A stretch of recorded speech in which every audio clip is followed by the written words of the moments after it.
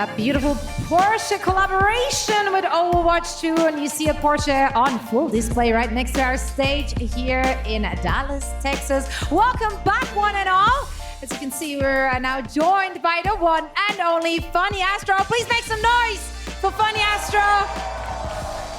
SSG, it's been so much fun to watch you guys. It's been a real treat. And speaking of treats, we were about to chat with you, but also I want to chat about the 911 speaker we're seeing here on our desk right now. And once more, remind everyone watching that you have a chance of winning this very speaker.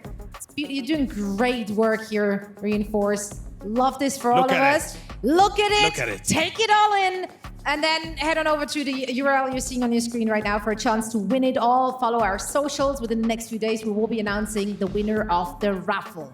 Now, speaking of winning things, it's not what you guys did today, but sorry, it was the only transition in my head. And listen, every once in a while, you just gotta dish it out.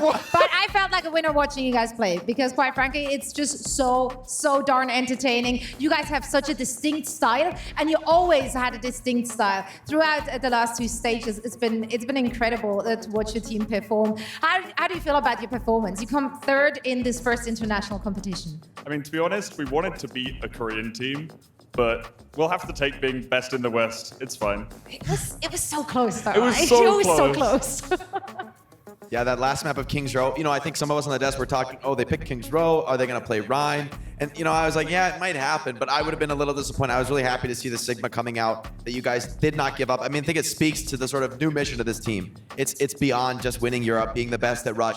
It's, wanting to take it to the very best teams in the world. What has it been like inside of the team as far as like coming through that transformation, winning the last stage in Europe, coming into this tournament, and now looking ahead to the Esports World Cup? To be honest, the team atmosphere is great. Like, everyone loves Hattie when he's on Ryan, but he's great at everything. Yeah. And I mean, every time he picks Ryan, the crowd just goes wild. So it's so hard not to just pick it at every opportunity. So I'm glad we managed to pick like Sigma in the end. It felt good on King's Row, and I was glad that we managed to give it like one final shot. When you're trying to strategize against some of these really good Korean teams, of course, they're playing a lot of Mauga and stuff like that. But like, what are the discussions internally? Like, what's the mentality going into the series? Was there anything you ever felt at some point was like, this could be the answer? Did you feel confident at some point picking against them? We felt like we had the answer with the Sigma comp, to be honest. Yeah. But when we went into our first match against Falcons on that first Ilios round, we got rolled pretty hard. And then we just we thought we had to pivot away from the Sigma, or I think maybe we should have stuck with it. It was pretty hard to prepare for because we thought we were going to play Falcons, to be honest. It was a surprise we were against Crazy Raccoons. I think it was a surprise for Crazy Raccoons as well. They didn't expect to roll through that upper bracket, but it shall not be so. I'm glad you're here because we're about to chat about this matchup. You played against both teams, so we're going to get the download from you in person. But also, we got an opportunity to sit down with the coach from Team Falcons. Let's hear what they have to say. Hey, what's up, everybody? Danny Lim here. I got a special interview here with Coach Krusty from Team Falcons. Coach Krusty, thank you for joining me for this really quick interview. I mean, I saw you running up on stage as soon as your team won. What made you so happy about your win? Well, as being a gamer, you love winning, right? But that's all, It's not over till it's all over, right? So I was just happy that we won, right?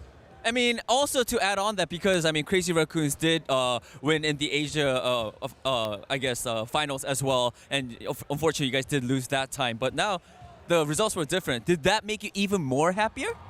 Actually, Libanj is always sweet, right? I love Libanj. Always. Even like I was in Overwatch League before, I love Libanj, and we prepare a lot for this, right? So, but we're gonna see till the end, right? So I mean, your preparation did show in your match against Crazy Raccoons. Now, Coach, you guys are heading into the grand finals. Who do you think is going to be your opponent for the grand finals match?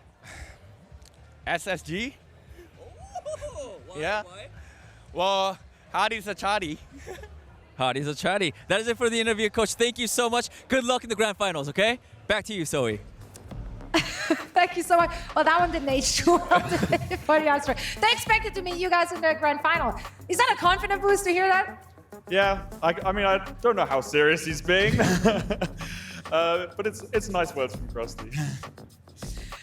Yeah, Yeah, So I was obviously, like, obviously that was done before the match, so you know, no harm from Krusty, of course. But I mean, all jokes aside, you know, Krusty has done a phenomenal job with this roster as well, coming up with this solution as well, with the double flex damage composition they have, going with Mauga, Venture, and Genji. Of course, you know, there was one trick up their sleeve because Falcons, they've been dominated so far over in the Asia region. Crazy Raccoon has had the edge, right? So now Falcons are on top, and like Kazura mentioned earlier on the desk, you come from the winner bracket, you get that first map pick, right? So that's going to be an advantage here for Falcons going into this. First map pick, and you have to play those back-to-back matches. So they definitely have their work cut out for them. They came into this tournament very confident, of course. Danny and I actually had an opportunity to sit down with them prior to all the action starting. So let's hear what they had to say. Yo, what's good, everyone? Zoe here, and Danny here. we're joined by Crazy Raccoons. So Whoa, we get to pick Raccoons! every- Yeah! Love Raccoons, great animal. Great animal. Great Team team as well. Yeah, Great transition. you guys also. are killing it. Obviously, heading into this tournament, everyone considers both the Korean teams to be the top. They're the ones with the target on their back. How do you feel about the other regions? How do you feel about the NA teams and the EMEA team? 토론토 말고는 잘 모르겠어요. 잘 안. 결국에는 토론토도 한국인들이 껴있는 팀이잖아요. 그래서 한국인 없는 팀은 제 생각엔 결국엔 우승 못할 것 같아요. So I mean, it does seem like you guys have a lot of confidence. Like, where does that confidence come from? 일단 지르고 보는 거죠. Teamwork. Okay, so when the team was formed, though, were you worried about any of the players? Was there anyone you guys? trouble? Yeah. Who are you guys worried about in your own team? 저는 있었던 것 같기도 하고. Oh, Shu, you have someone who? 저는 그나마 저는 시상이 Hisao. 약간 걱정되긴 했었어요. 근데 그 밴쿠버를 얘가 마지막에 갔었거든요. 쇼크에서 이제 이적을 했단 말이에요, 밴쿠버로. 근데 그때 당시에 엄청 잘하더라고요. 그러니까 딱 그것만 보고 잘할 수 있을까라고 생각했는데 되게 잘하더라고요. 희상이 아니면 유민이? 이게 초롱이 아니면 희상. 이유는? 약간 쇼크 상황이라고. 약간 이제 희상이는 약간 이제 제가 이때까지 같이 팀이었던 이제 서브 딜러들이 엄청 곧 잘했었어가지고 그래서 희상이가 얘 정도 할 수 있을까라는 좀 생각은 좀 했었고 그리고 초롱이 같은 경우에는 이제 제가 예전에 이제 같이 뭐 테스트 겸 스크림을 같이 한 적이 있었는데 근데 이제 그때 약간 첫 인상이 좀 별로였었어가지고 재훈이 형이 좀 많이 터뜨려. 아니 별로인 게 아니고 그 말이 너무 없었어가지고. Are we doing one final question? Yeah, which is the craziest raccoon, I think. Craziest raccoon. Yeah, out of all the raccoons. 오케이. 3초 이렇게 3일 한 다음에 제일 미친 너구리 맞나? 3, 2, 1, pick. We have a clear winner. 준빈 got 4 votes. 와우. Okay. Congratulations. 예, 미친 너구리. 와우. 미친 너구리. 미친 너구리. Can you elaborate 써야지. why is he the craziest raccoon? 재밌어서. 정상인 아닌 것 같아요. You guys are in Texas. Texas, we want you to do a Texas accent. 하우리 파트너 이거 안 들어봤어? 한 번도? 뭐라고요? 그 캐서디가 하우리 이거 하는 거. 인사하는 거요? 하우디? 처음 들어보는데. 뭐, 하우디? All together. 자, like as a 다 같이 3, 2, 1. 하우디 파트너. Thank you.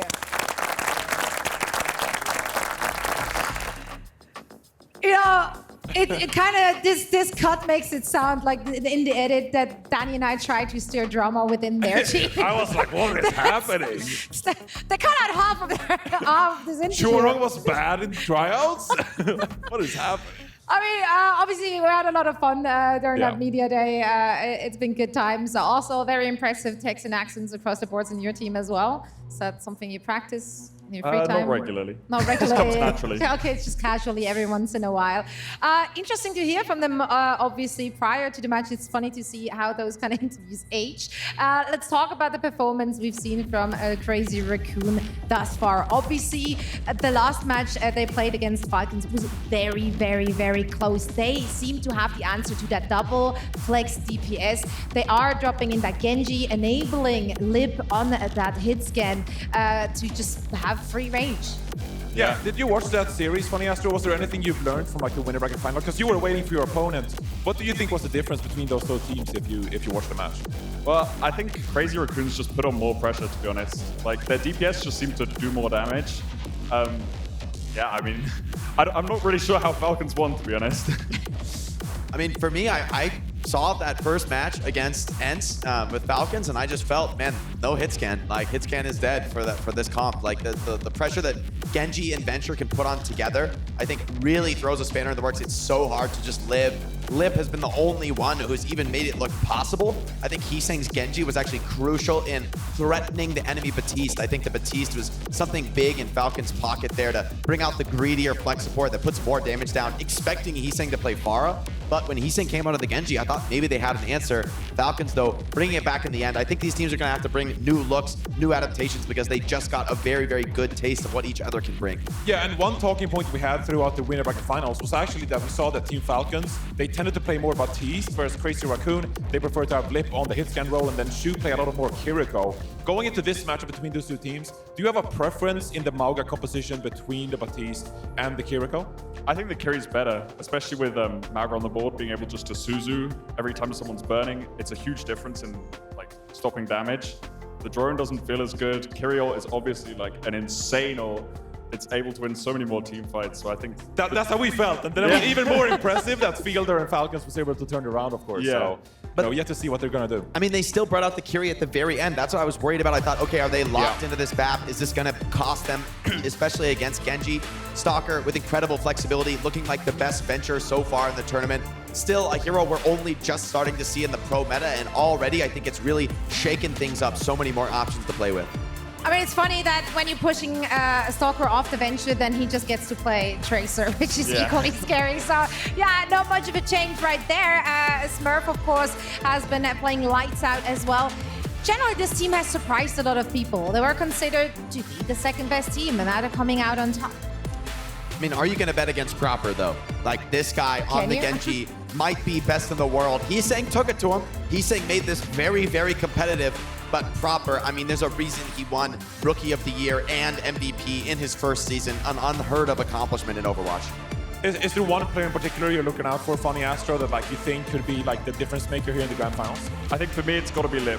Having that hit scan diff, if they can keep him alive, if they can pocket him through all of this pressure, then he can carry them. Is there a world? Is there anything they could do in order to actually force him off that hit skin? I think that's why they stick to this sort of venture Genji style. They really want to put the pressure on.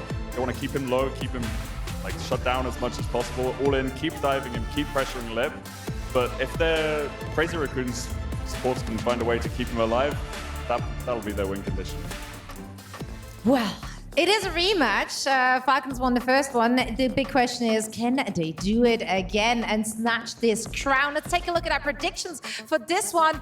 I think we're going to see the same thing again, quite frankly. I do think Falcons just have a really, really good read. And although I do think that Crazy Raccoon's aggression and their tempo is so difficult to deal with, Falcons got them downloaded. This is Falcons' game to win. What about you, Funny Astro? I think it's going to go to the Crazy Raccoons. I think they just have too much pressure. Wow, the comeback. I love that. I think they won grand finals in APAC, and they're going to do it again. You know, I've got to go with the Falcons here. As much as I think Crazy Raccoon, they had that last test, can the hit scan work? I feel like Falcons made the crucial adaptation on the last map on 66. They started bringing out the Kiriko. I think Heesang's Genji is going to fall flat when there's no target for Genji to dive, no one to actually easily solo kill. Maybe he goes back to the Pharah, but I think the Batiste answers that, and I think Fielder's flexibility is going to be crucial, and I think it's maybe even going to be more one-sided now that Falcons has sort of seen what Crazy Raccoon can bring. That surprise Genji, not a surprise anymore.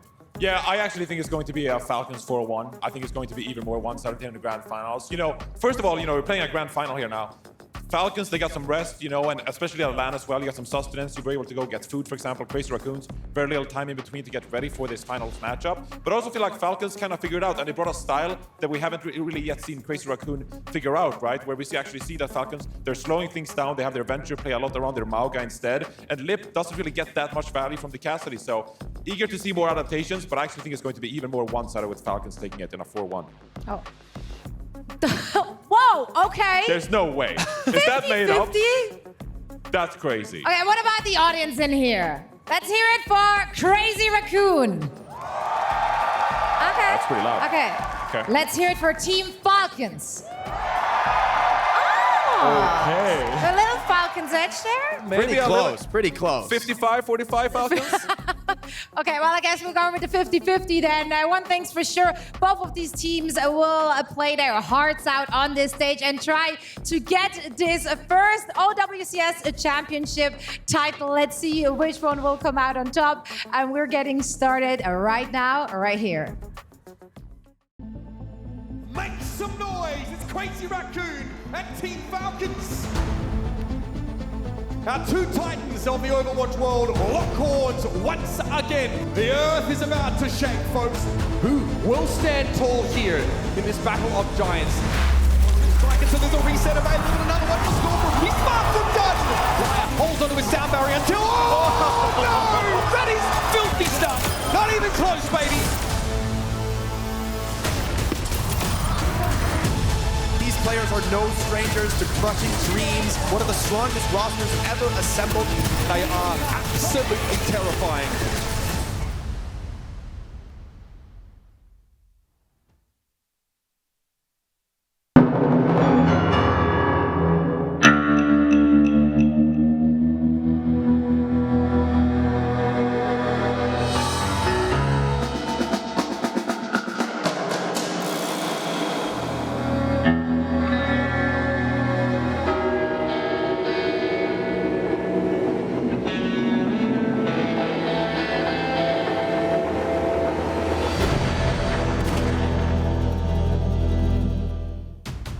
DreamHack Dallas, it's time to meet your grand finalists. Introducing your first team, it's Lip, Hisang, Junbin, Choro, Chu, and head coach Moon. Everybody give it up for Crazy Raccoons! And their opponents.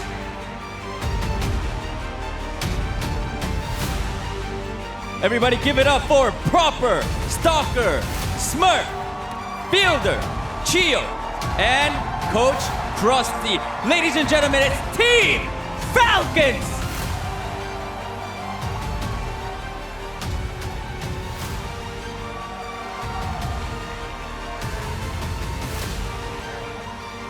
Coach Moon, Coach Krusty.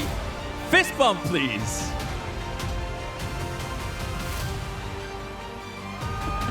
That works as well. All right, everybody, let's get this show started. Let's go. 자리로 가시면 됩니다. 화이팅! Thank you very much, Danny. Championship Sunday is coming to an end, but not before we crown a champion. Crazy Raccoon versus Team Falcons taking the stage now here.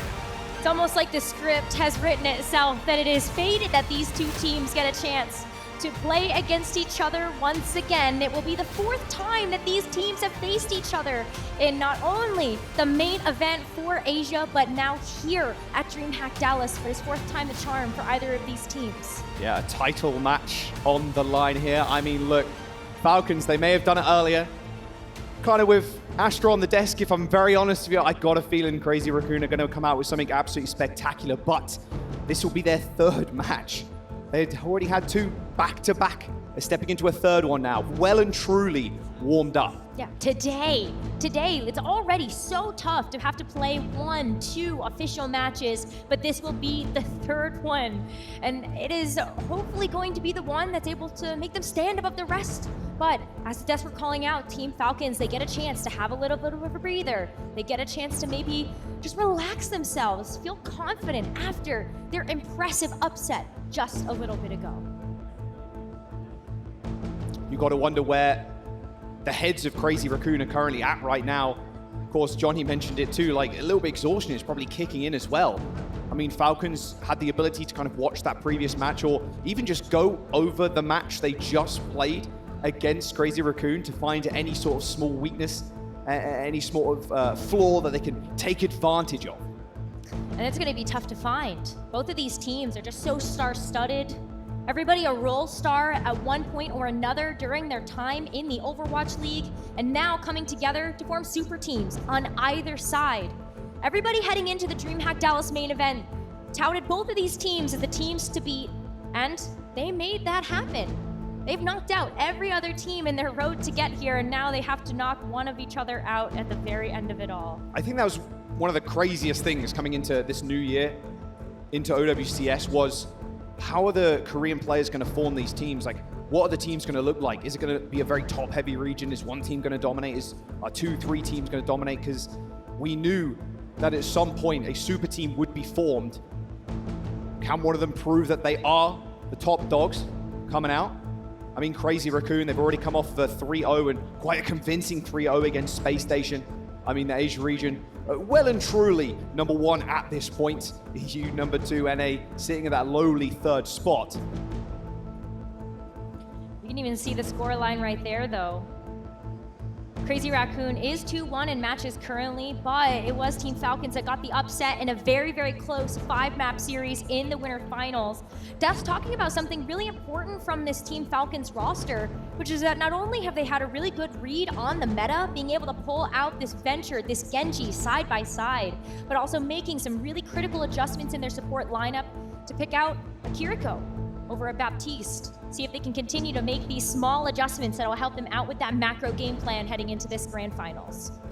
The Asia teams, of course, you just saw there, undefeated against NA and EMEA. Only one can lay their hands on the trophy, though. First to 4 format 2, not first to 3 now.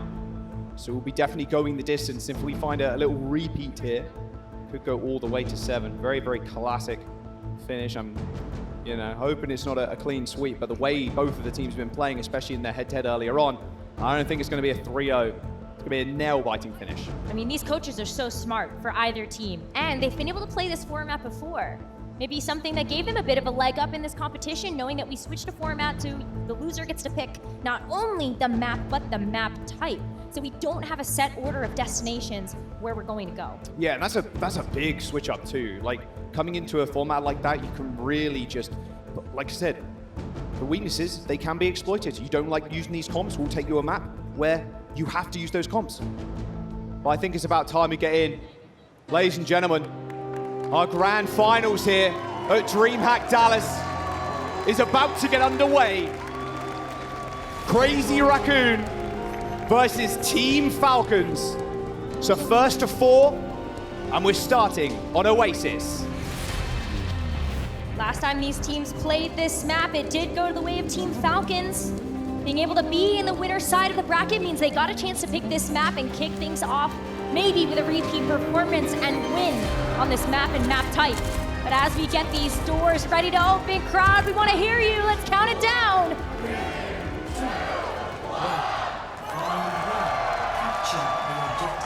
And they're off. Now the compositions on both sides. Team Falcons leaning into this dangerous DPS duo of that Genji and that Venture. Able to get the better of maybe this Crazy Raccoon backline. But Shu is actually going to be on the Kiriko. Might not be as easy of an answer here to try to nail somebody in the back. Quick high ground take there from Crazy Raccoon. And try and set Lip up. And what Jake was kind of touching on the test too was this double flex. Falcons were on it a second ago, but propping out, jumping over to Tracer instead. No Genji here. I can imagine we'll see that a little bit later on. Those cardiac overdrives are already being popped by the Malgas. The dash out for Smurf goes a little bit too low. Nice move from Choron. Moving the enemy Lucio in, but there's the first blood, and it's on to Lip. Heesang falls right behind him. I think Crazy Raccoon taking that high ground first, but we haven't got the sheer firepower that Team Falcons have. It's going to be an immediate switch from Lip there to head over to the Cassidy. Soldier maybe not finding nearly as much impact as they would want, and in fact, another switch up. He's saying going over to the Tracer as well. This is a DPS lineup we've seen before. Have some major impact onto some of these backline supports, especially when Fielder's going to be playing that Baptiste. Talk about how you get in there. Sing and Jumping going to have to play together on trying to get these eliminations. Pop has done so much damage already. Already got himself a pulse bomb, which is quite terrifying. Early lamp from Fielder. Makes me a little bit more safe now. Fielder stepping up. The lamp's not down just yet, but Lip manages to snipe it, enabling Heesang to get that kill. Shio with the sound barrier in 5%, amping it up on the point, earns the beats. Manages to get it off too. Just helping Proper secure these kills now as he chases his like-for-like in Choron, who's still got the sound barrier here of his own. Has to use it, but it's only a 2-man. So Lucio's and Tracer's on the point right now. The Venture. Insane! You've got to be serious. A stick onto the Venture. They settle sky high, but Shio is still living. And with Smurf coming back to the point to receive that land, that's a lot of extra percent. survivability there was insane from Team Falcons. Well, both of them. I mean, Proper might have DC'd there or something, because my guy was walking into the wall. Don't worry, we'll get it back underway. Of that ultimate charge, and it's also Proper. We're going to be able to see him charge up another one pretty quickly here, but even still, we are actually going to see Proper lean into this Genji as he rolls back into the server, not worried too much about the fact that Shu is going to be on this Kiriko, looking instead at his attention on Lip on this Cassidy, someone that he might be able to jump on. This double flex, it's been a long time since we've seen something like this be meta. It's like an eternity almost. Yeah, this rush could be quite awkward to use. I mean, crazy Raccoon, they could look to try and take this high ground back from them, or even just fight in this small corridor here. Oh, Proper, I think, oh, that's definitely not movement from a Genji god, I don't think. Yeah, we're going to jump into another brief pause. Hi everybody, Danny Lim here, and I'm here joined by Team Falcons coming all the way from Korea. Guys, welcome to Dallas. You guys are living in Korea, right? Yeah. Team Falcons? Yeah. I'm guessing this is your first time actually living in Korea? Basically, yeah. How are you liking Korea? So nice. Everything is so good. The food is insane. I love it. What's a go-to Korean phrase? Saying like kaja and scrims. Kaja and scrims? Yeah, kaja. Okay. It's like when we push. You guys are definitely one of the top teams in OWCS right now. Is there a team that you guys consider as rivals right now? 크레이지 라콘 아니면 토론토? 토론토. Why Toronto? 그나마 잘하는 선수들이 제일 많고 해외에서 그리고 연습을 했을 때 좀 약간 다른 팀보다 조금 더 힘들었어요. You guys are literally all superstars. You guys are like crowd favorites. You guys are all just like really good at the game.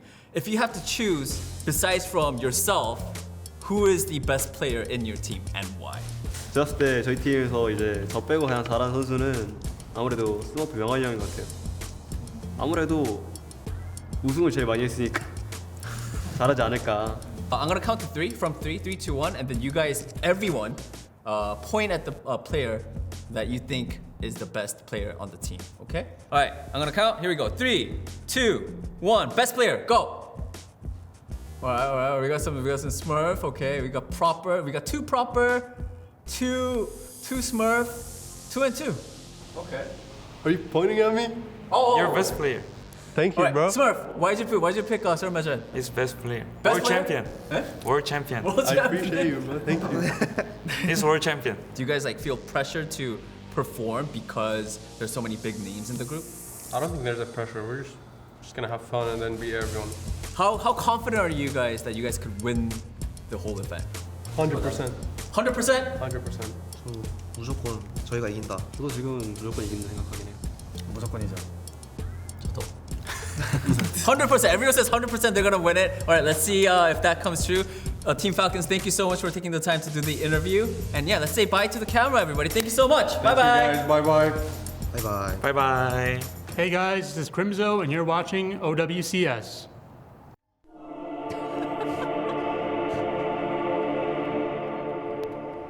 The grand finals of the OWCS. Thank you very much, Des. Legendary amount of fill time there as well. You're all superstars. We are jumping back into Oasis. It's going to be a full restart here as well. So a little bit more Overwatch for you.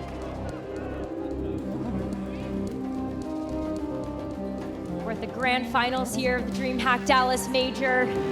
Might have had a little bit of a false start before, but we're still here for a good time.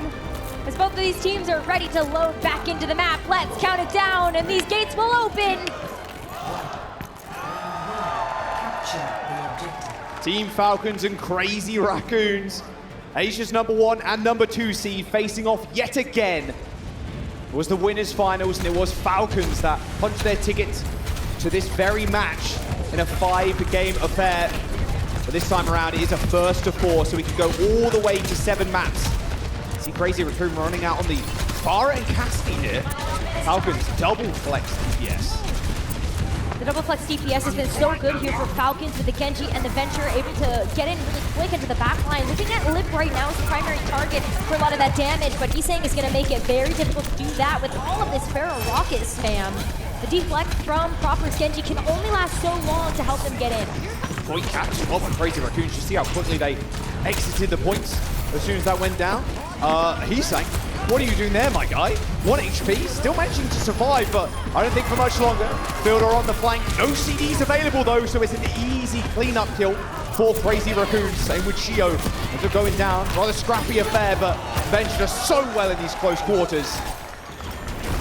It worked out really nice there for Crazy Raccoon too, because you know they were able to walk away with a decent bit of percentage there and still able to stall out the point for a little bit longer. But Team Falcons, they collapsed after they were trying to go after that Pharah. He's saying now no longer on that hero choice, going to go over to the Tracer. A little bit more back to form for the Crazy Raccoon and how they like to be able to play this map of comp. But Team Falcons are going to be rewarded with some of the first ultimates in this round. Amplification rates first, and the Tectonic Shock not too far behind. Yeah, we'll look at that additional damage though. There's the Tectonic Shock, but oh dearie me. Stalker now buried 10 feet under, and Shu gets the kill, but it was enough damage for the rest of Team Falcons to run over the Crazy Raccoon. Oh, he's like, oh, didn't quite get away either. Nice little stagger there. Team Falcons, they got to play, they got to beat, and even that cage coming up too. And this is where the power of this Team Falcons composition really comes into play, because you can look at that blade and you see 3 very big possibilities of how to be able to pair with that. Either the cage, you could just go for the general cardiac overdrive, or even just the sound barrier here. But Lip opens things up first. I knew Lip looking around, looking a little bit sad for himself there. So much invested to try and kill the Cassidy, and still a blade available for Proper. Team Falcons only 50% over the finish line now. They're closing in on a victory for this first round. Very, very patient on their ultimates. Still got Cage and Blade. I mean, we've been seeing a lot of that in their series previous. He's staying in the back lines though, in enemy territory. And even better though that combo has no sound barrier to answer it. It's going to be very lethal heading into potentially the final fight of this round. Thank Puerto Rico. No pulse bomb sadly, but there come the cages. Just overlapping each other, and Proper's still got the pulse bomb. Mocha pull that at any moment here. Just wants to get out some CDs first, I'd imagine. I don't think he even needed it, to be very honest with you. But with only 10% to go, you might as well throw everything in, especially if you can get these last final kills. Smurf, unfortunately, though, ends up going down, but it doesn't matter when Proper's on the Genji. A couple of percentage points left. Does Junmin back on the Doomfist in a 1v4? Just there to be able to stall for some time to allow for Hisang to come back. Yeah, recall from Hisang as well. I mean, 5% maybe towards this post bomb, but it's going to have to get a large multi-kill for it to really be a difference maker. Smurf falls, who's also back on the Doomfist, Fielder in a little bit of trouble. Easy lamp though, and there's the Tectonic Shock to end it all.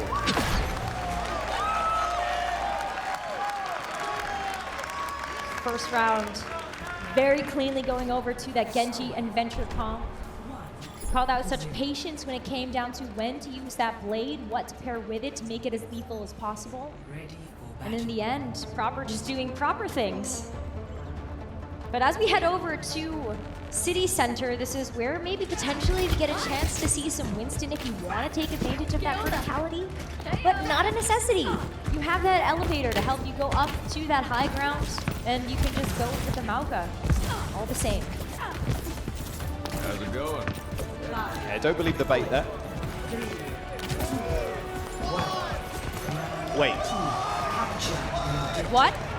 Roadhog? In our grand final server? Duncan has left the spawn with the Roadhog. Couple key Roadhog targets versus there. the Mauga. Maybe Roadhog even versus the Venture. Right? That burrow has a little bit of a cast time. Of course, you literally have to dig. Well, there's one hook at least. Now the Hog quite vulnerable. And a large meat wall as well. Has a lot of free ult charge. Nice hook, but just displaced there as well. Such an important tool is that Lucio booping the Hog when the hook lands, so they can't get the insta-kill onto somebody. They don't want to step up to live. They're trying to focus this Cassidy down. You can see from this high ground, it's tough to live to get an angle on Stalker, and Fielder too, who's just kind of peppering away from this high ground. Point has unlocked for quite some time at this point. Stalker relying on these heals and these shielding you get as well for using your ability to stay alive on the point. No cap coming through just yet. Jumpin's back in the fight. Finally, Falcons, they've managed to get there in the end. And with the pulse bomb in hand, Proper is out for blood. The There's so much investment going into keeping Lip alive on this Cassidy that the rest of those resources are not available to help keep this front line all topped up. And so Team Falcons, they keep finding their target onto these DPS players on the crazy Raccoon. Maybe having a Kitsune Rush to help them get back into this, but Team Falcons still have control at this point. Yeah, it's really hard to get the hog off of the point, but when you don't have it, the hog just kind of sits there. You're looking for hooks, that's the only thing you're trying to get in there with. Wow. Oh, okay, Lip. Taking matters into his own hands there, using that rush for some additional firepower. Just clears the backline. Team Falcons just fell over. Without using anything though. So maybe just being able to take that fight as an L, come back in, and they're gonna come back even stronger.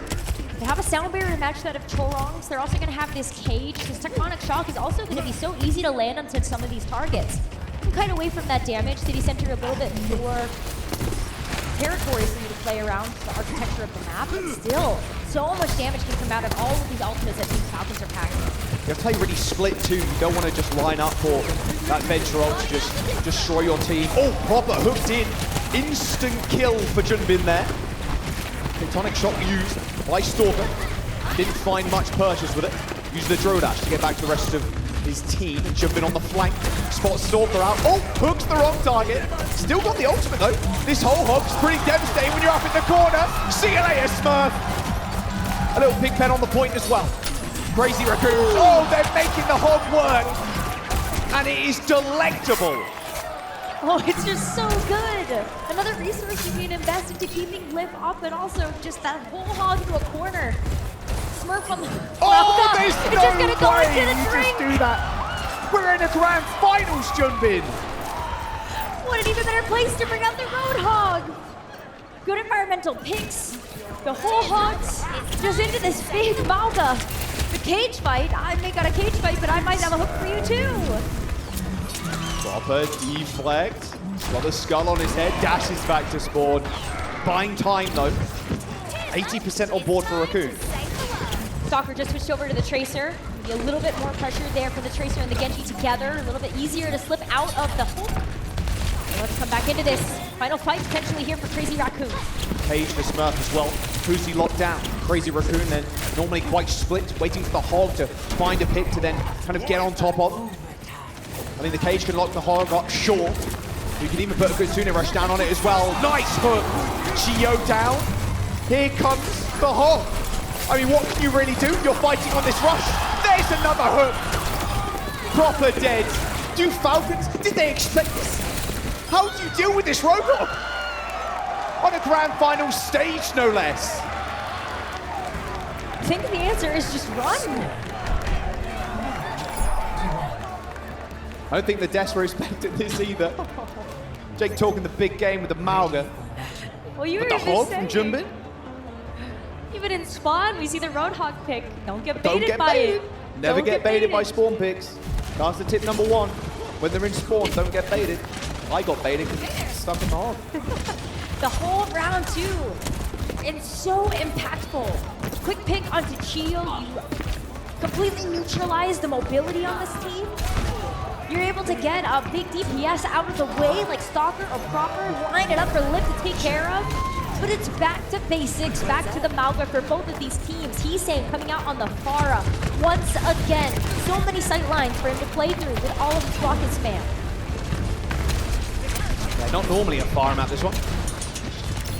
Although when you do have control, you're looking at two giant doorways to kind of shoot through.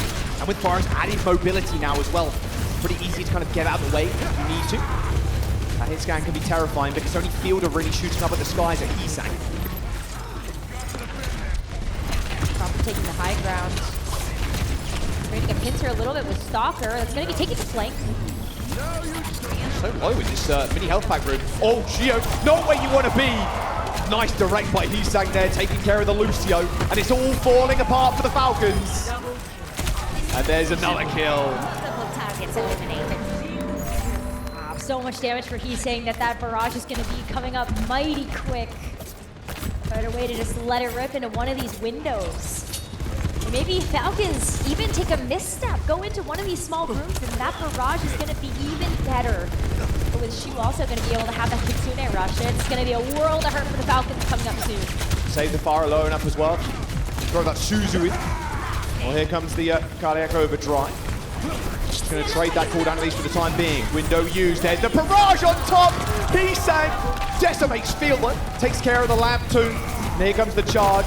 Oh, it's all falling apart for Falcons. Jump in with a double charge kill. And Crazy Raccoon right now sitting on a beat cage coming up, as well as that Deadeye. I mean, look at Proper's ult charge. Only 70% towards that blade. Not close enough. You're hoping maybe to light it up with something like Smurf's Cage, but And they're going quick. What a roll there from Lip, and he rolled the wrong way.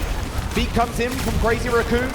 That's a lot of damage to Tectonic Shock. No shields to kind of hide behind. But again, it's just chaos. Absolute chaos, but it's this time the Falcons are going to come out on top. Everybody kind of lining up there. It's an easy ult from Stalker. The AoE damage is just immense. Exactly, and there's no shield to be able to block that damage either, so you know it's always going to be able to hit its mark as long as everybody is within your line of sight. But as you called out the blade not being online before, Proper and Smurf, they get a chance to potentially put this blade and cage together to keep control of this point. Proper peeking his little head in there. Here comes the cage. Proper with the blade. Might not even need to use it, especially with Heesang dead. Look at that focus fire onto Jumbin there. Saving the ultimates. It's exactly what you want. And a little stagger on Lip. Won't be for long. Edge. Right.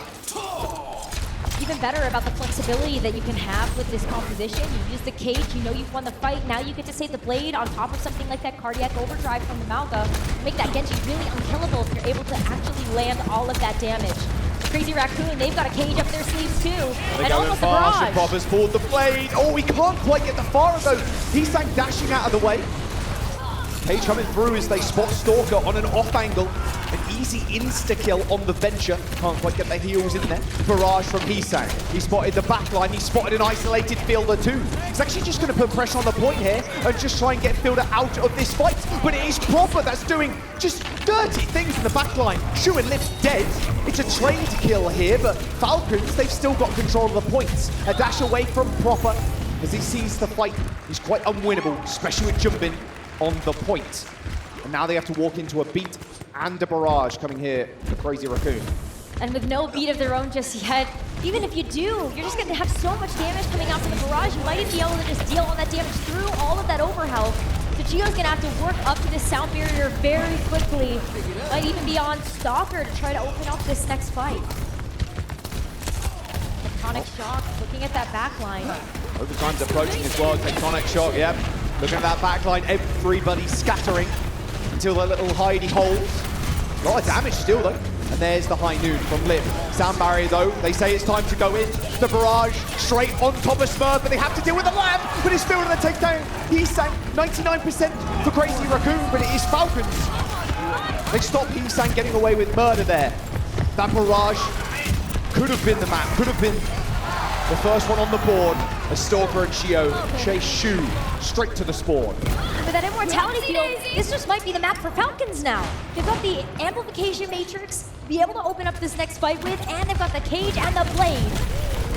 Yeah, look, Crazy Raccoon have talked over their DPS as well. Tracer and the Venture. Heesang popping up, but they're so low health. Lips on the point, pressuring. Can't be too much of a factor in this fight. He's a little bit too far away. As Proper pulls the blade, he's already taken care of Shu. He's got the front line in his sights now. A nice little deflate and another kill onto Junbin. 2 for Proper. Healed up by Fielder up onto the high ground. He manages to scurry away, and now he's only got to deal with this Venture. But it is Heesang that lays him to rest. Crazy Raccoon, they still got control of the point, but for how much longer? It's Venture on Venture. Violence, but Stalker comes out on top. Team Falcons, they need to just cap, but Charang is back.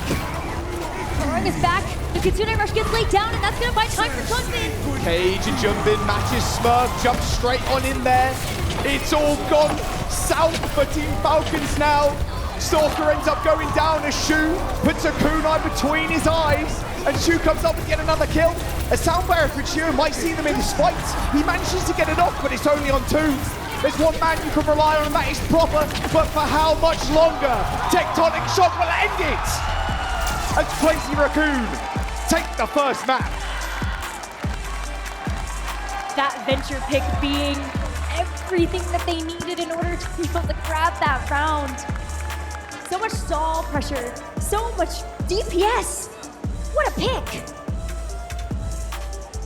What a pick indeed. I think one thing we did not have on our bingo cards was jumping on that Roadhog. Roadhog, anyone? What? And they made it work. Like, honestly, Team Falcons struggled. They had no idea how to deal with that. Surely that was the spanner in the wrench we were looking for. Absolutely. That's a huge counterplay coming in very, very unexpectedly in a comp that wants to all-in commit with highly mobile DPS heroes. What better than an instant burst from Roadhog? I don't think we'll see too much of it in the series. I think it's more of a tech pick for that Oasis City Center. But Junbin, I mean, what a performance from him to open up the series. 1-0 for Crazy Raccoon, equalizing any disadvantage they might have had coming from the lower bracket. Yeah, I mean, this is an incredible pocket pick to bring out to Roadhog. It's a hero we haven't seen all tournament long and made some incredible plays. Like that Whole Hog right there, and then going towards spawn, hitting these hooks early. I mean, this is some insane Roadhog gameplay, and it just came out of nowhere. Like, it just took the air out of the entire room. The entire crowd was just stunned, really. Then we got to see some Roadhog play,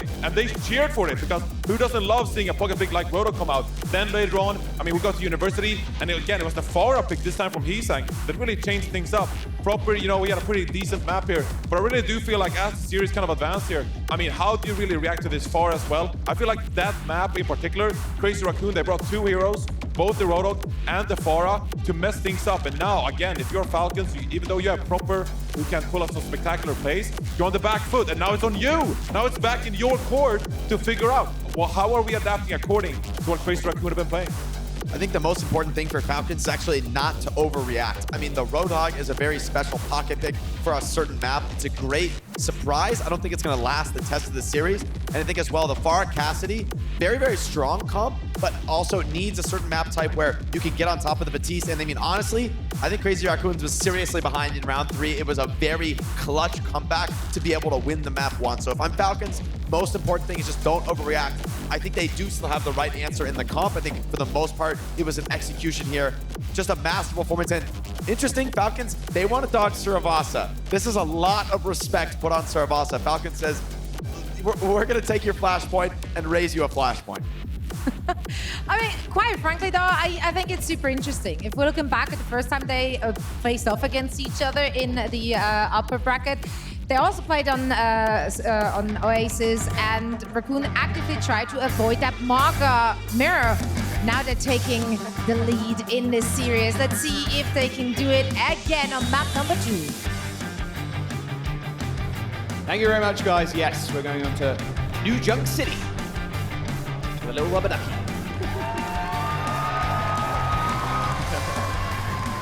Another bird the observers have had lined up for this. Drawings of Vision. Yeah. Rubber ducky. Insane stuff. Alga Mirror. That's what they're forcing them into here, it feels like. They've both opted in to be able to play this Malcolm Mirror, but it is those little changes that they've made in terms of the DPS lineup that have given both of these teams their identity when it comes to this Malcolm Mirror. Team Falcons, once again, coming out of the gates with the Genji and the Venture, and Crazy Raccoon. He's saying, with an expert performance on that Venture, opts to go to the Genji for this time around. Yeah, I love the double flex, I really do, especially when you're going against something that doesn't have shielding. Tectonic Shock is just so strong. You see the pop cardiac overdrive too, everybody's kind of grouped up. You see them disengage and re-engage with the ult. It's just very easy to get in the back line too. You see Stalker in the mid, ends up hitting the burrow. Still got a Zero Dash, I would imagine, but Germany just pushed away from the rest of his team. Another small factor worth keeping in mind too, that Trill Dash, pushing people away out of position completely, away from your team. And Stalker is just giving us a masterclass on this pick as well. It's about time we saw some Venture at the highest levels of Overwatch. And Stalker is just making this pick look honestly broken. Very, very broken indeed. Whether it is going to be those drill runs or anything else coming at you, this Adventure has looked so good, and in fact, did enough damage. We might see this Tectonic Shock up and ready to go for this next fight. This is going to be the first to an ult, though. All of that harassment on the Tracer into the back line is netted in a pulse bomb, and he's looking for somebody. Fielder, maybe. So his eyes firmly set on Chorong there. Oh, there's the Zero Dash kill onto Hisang, of all people. And the Genji too, like, you can reflect, sure, but when Venture uses their abilities, like, you're gaining the shield, so that Genji 1v1 can be very tough for you. pushes back Crazy Raccoon, so they have to try to figure out a different way to attack this. Maybe taking a bit of a split push here, as you see Chorong as well as there's a little bit on the other side. Well, there's a tectonic shot, like I said, no shield, no problem for Storm. It's the burrow, a lot of damage down there. Chorong almost getting insta-killed. Here comes OT. Crazy Raccoon need to be able to get in here ASAP. Oh, they look at that damage on Junbin. There's nothing he can do. Thankfully, no save by a beat from Chorong. Crazy Raccoon are touching at this current moment in time, but here comes the blade from Heesang. Can he do it again? There's one kill onto Chio, dashes straight through Smurf, assisting on the kill onto Stalker. Crazy Raccoon in the chaos managed to find the cap as well, but Prophet is still alive and still taking names with him. So Lip and Heesang are able to finish out that fight so that they are able to just keep this progress going for Crazy Raccoon. They had to invest so much though in order to get that flip in their favor. Junbin gonna have the cage very soon, not a whole lot to be able to pair with that just yet. The cardiac overdrive can help ensure that that damage can come through from both Lip and Heesang. Team Falcons, they want to push their advantage, knowing they have the cage blade themselves. Oh, that cage, almost waiting for Junbin there. Here comes the blade from Proper though, everybody caught on these stairs. That's a lot of AoE damage from this blade. I mean, he doesn't need a nano if he's doing damage like this, in all honesty. Junbin, Heesang down. It's a 4-on-3 right now. Shu trying desperately to heal themselves up just with that aura healing from Lucio.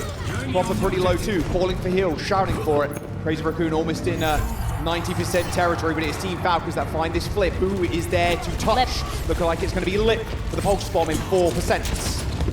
Gonna trigger the overtime, but can't get there. Stalker's able to push him back, take him out. And so that first flashpoint's going to go over to Team Falcons. They get set up for the other one. Falcons looking to try to finish up any other kills if they can before they make their way over there. Attack the objective. Big elimination though onto Lip to deny that recontest. Stay there. Refinery now. A lot of the time you're seeing the Baptiste as well from a lot of teams, but another big kind of counter to the bat, the lamp, right? You just use the dribble dash of the bat, push him out of the lamp. Any kind of displacement is so powerful when a micro overstep can cost you a life and can cost you the game. Rush on the point, instant Suzu onto Junbin to keep him alive, but here comes the tectonic shot onto the points. Trying to just rain hell. Forces Lip to hit the recall though, but both sound barriers now coming in. Stalker almost pushed off the edge of the map, using the drill dash to get back on. There's the burrow right on top of the back line now as another Suzu comes through from Shu to keep Lip and Junbin alive. And it is Lip just throwing clips into the back of Team Falcons there. They find the team kill and the point. That's why Lip is one of the best. Didn't even need to invest the pulse bomb into that fight in order to flip it back over into Crazy Raccoon's bench. He's gonna have the blade for this next one too. So just a lot of damage output that Crazy Raccoon can rely upon to just get this next flashpoint, keep themselves in this map. And look at Lip hunting in the back. Spots out that Baptiste. Builder high in the sky, spots him now. Hits the regeneration burst almost instantly there. Doesn't want to get one clip. Gotta be careful now though with this blade. I mean, he's just disgusting with it. I mean, what can you do when your backline instantly die like that? Crazy Raccoon with another team kill back to back now. Take a look at that, and maybe even enough that we're gonna see Fielder play a little bit of mystery heroes here. It's the spawn tech when you jump on the Moira, go to the front of the spawn, switch to Weaver, grab the person from the back of the spawn, go to the doors. They're incredibly small, but saves a couple of seconds. And a couple of seconds you need with only a couple of percentage points left before Crazy Raccoon take this. Pulse from the hand of Lip once again to save this for quite some time at this point, just focusing down the back line, making them trying to turn around. A swift step from Fielder to get out of the way, and Lip actually ends up going down. A drill dash out of nowhere. Lip completely caught off guard. Caught off guard, that's going to net Team Falcons re-control of this point. And look what they have to work with too. Smart choice for Fielder to switch up to that piece into the Curicle, but look at how fast they want to take this. Both cages coming in, blades, everything thrown in on top. It's all onto Proper now to try and just find the kills, but it's so easy when everything's grouped up like that. Another chaotic fight. There's Team Falcons again pushing Raccoons here, overextending almost a little bit, but as soon as they lay down that cage, they know they've got that big combo to back them up. It's an easy win. That's the type of aggression you should expect to see from these Korean teams, though, and why they've been so dominant in all of these matches so far at DreamHack Dallas. And they're going to keep trying to push the envelope when it comes to how to set the pace of these fights. As Lip now still hunting for a target for this pulse. Trying to force Prophet to use anything here. Dash shade. A reflect, literally anything. A deflect would be nice. Suzu comes in, sound barrier as well. Good Tuna Rush available, but Chorong's already dead. Smurf hunting, searching for targets. Team Falcons, they're in a good spot to actually just take this point. A charge into the backline for Smurf. Cardiac Overdrive up and available, but here comes the blade. This time it's on Isang. Can he find anybody? It looks like Stalker's happy to take the one-on-one. Oh, and he wins it! And of course he wins it! Team Falcons, that's 2 points now, and 1 away from tying the series up. They have just been on a roll when it's come down to this Genji and Venture comp. Knowing how to really get the better of Crazy Raccoon and yet going to force another switch. He's saying, thinking about the Echo in order to attack this next one. Going over to Ducks. A little bit more area that you can play around here with this Echo, but you're hoping that the sticky bomb could be enough to maybe pull this Smurf down with this high health pool. Yeah, I mean, you can pop with the enemy Malga too if you really want to. Get the double cage going. Double cardiac overdrive, instant value, very, very strong. Not many shields to kind of work around as well. Good stick onto Smurf. See how much pressure he was under. Everything thrown in. Suzu healing, amp up speed, like cardiac overdrive, just to try and keep himself up. No shields. And there's a big target for Echo to fire those stickies in, and that beam to shreds any large HP bar. Oh, Chio, gonna get away. What HP? Echo is not bad into the Malga, and it's not bad to be able to clean up an even squishier pick for the rest of the team. You get to say one-shot potential if you put that combo together in just the right way. And you've got Lip as well to help follow up on any of the damage you might need. But that duplicate is online for Isang. You can only duplicate the Malga if you want to, but there's also the Venture on the other side. Venture on to start this fight off. One more go of it. All right, a little bit of damage, but that's about it. Does force Jumden to use that cardiac overdrive as they thought Team Falcons were going to just push onto their front line. However, with this duplication, could be Crazy Raccoons looking for a push in, but Chorong is dead again. Second time that he's been picked off first in a team fight, and now Proper pulls the blade, and clean up ensues. That duplication's got no say in this fight. Team Falcons backed up too when they saw that the Kitsune Rush was getting used by Shu. Didn't want to catch any of that smoke, let that ultimate go through, and then came back in with a vengeance. And they are so close to being able to get this map victory and tie up the series. Might be off the back of this Cage plus Kitsune Rush combo. And Crazy Raccoon still have so much fight in them with the sound barrier. Well, there is a response, and that's the beat. And Jumpin needs it right here, right now, but he's not going to get it. Such a good cage from Smurf, and a little stagger too. Pretty hard to stagger the Lucio, but you take any percentage point you can get. Good cage from Smurf, and like you said, layered it with that Kitsune Rush. Additional healing, attack speed, literally everything, right? So much extra damage, and you've trapped everybody in there with you. You can't back away from any of that. But Chorong critically holding on to the sound barrier in that last engagement means that Crazy Raccoon still have a fighting chance into this next one. And they're going to push in again. Going to push way past the point itself and trying to make them force to do something. I mean, Crazy Raccoon right now, they need to push in. They managed to get the back half of all things. It's got to be a lip on the tracer that managed to get that sneaky deed off. Tectonic shock available too from Stalker. Smudgio's dead. He erupts from the skies. Oh, brings Hisu back down with him. Stalker ends up getting focused down. Chorong and Shu versus Proper. Oh my goodness, now Smurf joins the fray as well. Physical cardiac overdrive's only 3 seconds before it came back up, and that would be Crazy Raccoon taking that point. The reverse flashpoint sweep, does it start here? Flashpoint. Crazy Raccoon, with that flashpoint win, now get a chance to rotate over to another one with this rush in their pocket, the duplicate coming up soon too. Easy way for them to be able to get into the mix, but this Proper blade, this sound barrier from Shio, Team Falcons have a lot of answers to what Crazy Raccoon want to throw at them, and taking control of this flashpoint is so important. Rush, Suzu, instantly jumping, getting back to 100% HP. Nice move onto Stalker there, pushing him past the doorway. Proper surely can't survive that. No, that burn damage. Follow him to the spawn. There you go, there's the point. Really nice first capture here for Crazy Raccoon so that they can play from this defensive position. Team Falcons have been pushing the envelope on this aggression though, so you're already going to see them actually being met here, right outside of this match point. Crazy Raccoon, no strangers to just going ahead and going for it, and then Sound barrier coming in from Team Falcons as well as that play, but Crazy Raccoon were already retreating. He's only spotted the Mauga. It's a lot of the health to actually slash through, but he does a damn good job of it. A duplication onto Lucio, of all things, coming through from Heesang. Free sound barrier? No, not to be. Focused. Crazy Raccoons, I think they almost disengaged from that entire thing, but Team Falcons are able to hound them down and proper manage to isolate jump in. As soon as that Mauga falls, I mean, that cardiac overdrive, that sustain to keep you in the fight, just non-existent. Yeah, but as soon as you saw Crazy Raccoon try to back up after overextending, Team Falcons, they pounced on that with that sound barrier. It gave them plenty of overhealth to just take that aggression to the flashpoint to get this control. Cage now, no blade, but this pulse bomb, this rush, we've seen this combo work before, and Crazy Raccoon are gonna have it too.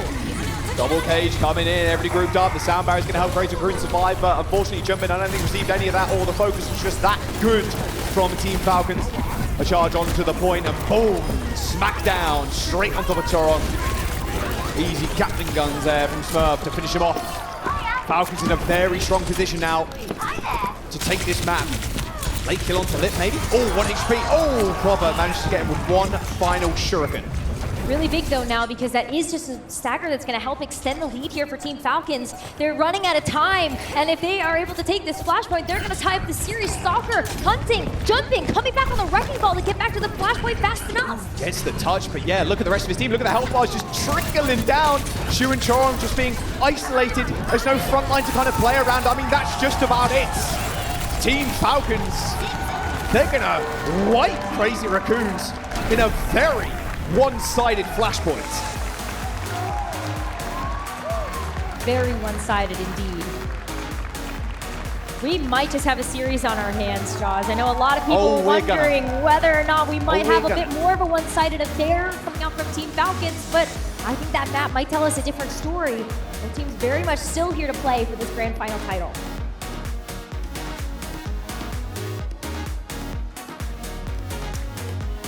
And it is now a 1 apiece. What an incredible performance there. And once again, adaptations are being made on both of those sides. An incredible brawl we've seen there from Team Falcons. Yeah, I mean, Jake, we were both like amazed at this map pick because it really allowed the Falcons come in and play more Venture here, right? So, and it put Lip in that pretty awkward position playing the Tracer. So just an incredible map pick. Just when you think the coaches can't like out-strategize anymore, they bring it here, Jake. You know, I think we've talked about how, okay, you don't want to pick Flashpoint first because these maps are so similar. Well, one place in which they're not similar at all is actually just the power of hit scan. Suravasa has a lot more open points with high ground positions available for the hit scan.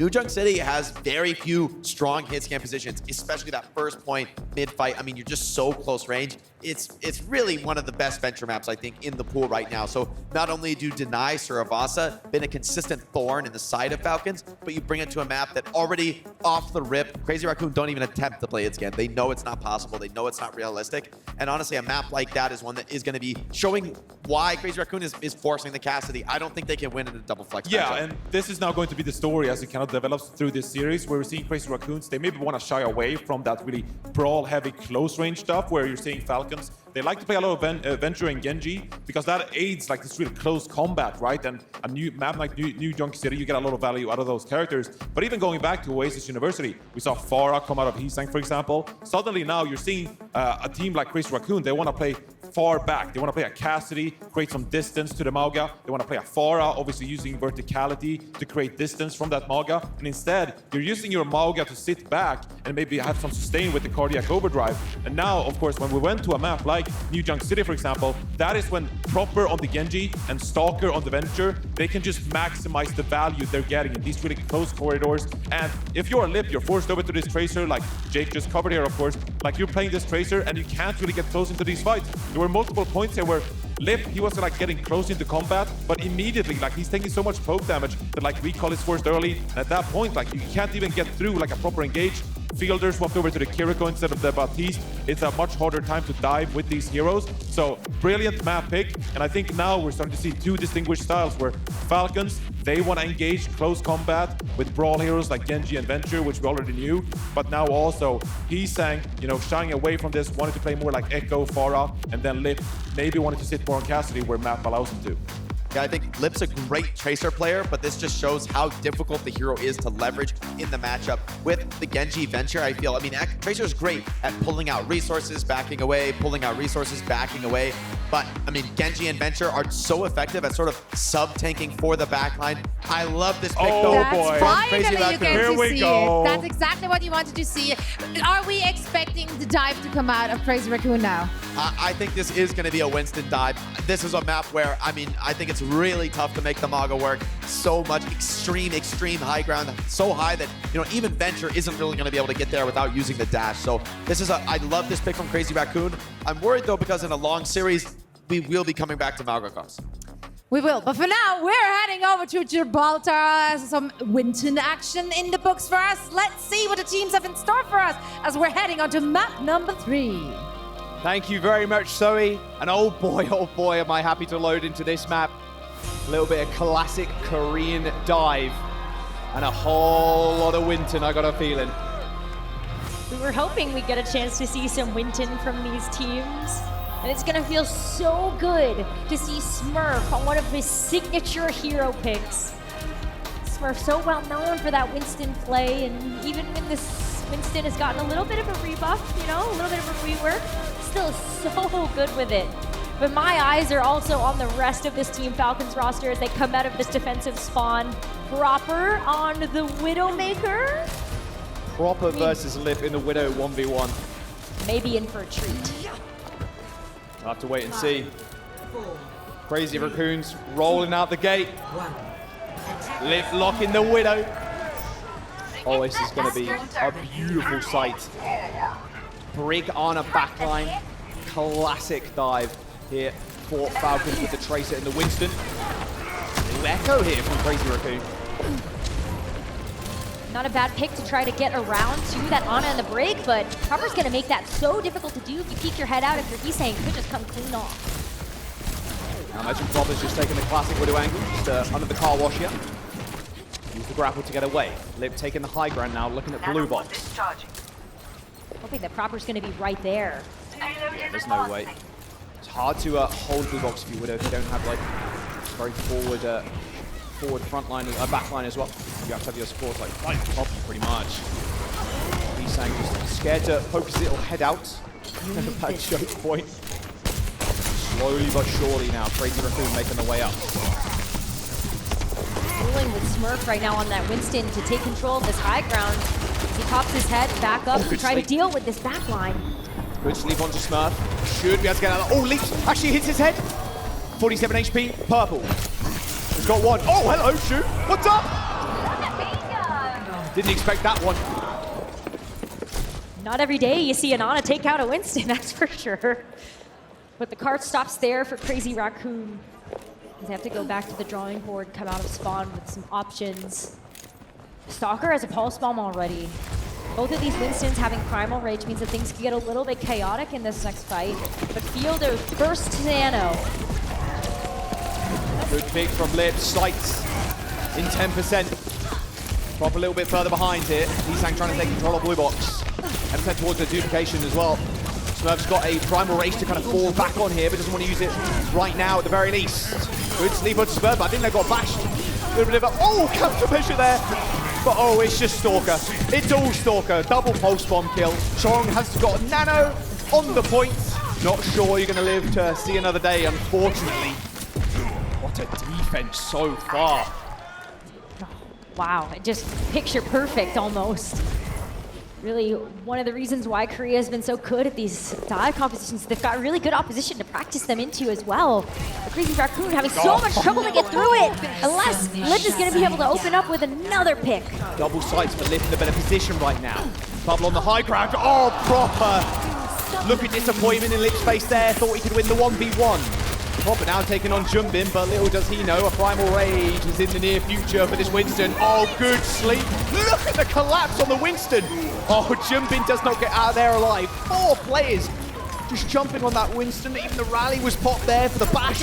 Well, everything thrown in to make sure Jumbin can't take down Proper. Unfortunately, Proper does fall in the end, however, and he sang with the duplication. Here comes the later rally from Crazy Raccoon. And now with a nice position there from Shu, sitting in server room. There's basically free reign over this point now. Smurf so low. No chance to touch either. Very late rally there from Chong, ends up winning the fight. Exactly, even though they had a player disadvantage, that extra bit of sustain enough to be able to keep Crazy Raccoon in that fight. Nobody does it That better. might stop them. That might stop them in their tracks for just a little bit. But yeah, this duel between Fielder and Shu right now on these Anas, so clinical to be able to use these sleeps, use those nades, finish up all of these picks. And the pulse! What was that? Not even a flinch on his face. Does this stuff every single day. The backline for Team Falcons collapsed on. Stalker taking it with him. Oh, Proper, that's fine, don't worry. We've got another hard carry on the team too. The Stalker chasing down Junbin. It will be Smurf finishing him off. I promise. Just over 2 minutes for Crazy Raccoon to try to finish up the second point, but if Stalker and Proper keep playing like that, I don't know if they're going to be able to get through this hangar. Ship control going their way. Proper with the sights can help to stall them for a little bit more. Wipe them off the payload. Risky stuff there. Choran getting body shot. Helped with the kill. Sad looking bubble for Jumbin. Just lays asleep as the rest of his team are putting in a to-go box. Crazy Raccoon just wiped, and yeah, Jumbin resetting. 1:50 seconds to go. This has been just horrible for Crazy Raccoons to attack. It's such a tough point, even with the recent changes. Yeah, well, not so recent. And Lip doesn't feel comfortable being able to take that Widowmaker duel either. Switch over to the Cassidy just a team fight ago. Has the Deadeye to help a little bit here, but it's going to be so tough to actually try to get up close and personal to the rest of this team, since Cassidy would prefer a little bit shorter range than this Widowmaker. Oh, Fielder with a narrowly missed sleep. Fortunately ended up hitting the bubble. There's the Primal Rage. Everybody off the high ground now as Jumbin tries to juggle this Ana, but looks like he's going to have to pay attention to his own backline, just trying to protect it. As Smurf equally using the Primal Rage. 2 very angry Winstons looking at each other, but it is Proper that starts the fight off strong with a headshot onto Chorong. Jumbin needs to go for a small re-engage here as they're just hiding in this bubble. Oh, Stalker body blocks there. Dynamic duo. That's one way for the Cassidy to get back into the mix. Go into those closer rooms on the side. Cheeto just can't get away, but Smurf is back with a vengeance. Oh, Proper Proper. too. Oh my god. Classic dive too, where you're hoping your backline doesn't die first. Or you just trade it. Right. Just trade it out and giving your trust over to the rest of the DPS, but we're at 20 seconds remaining for Crazy Raccoon to try to get the second point. Rally available from Chorong as well. That's how they sealed the deal last time around. Proper activating sights. That'll be available until OT ticks. 10 seconds to go, and Proper taking such a poor position. Oh, the Fox in his way.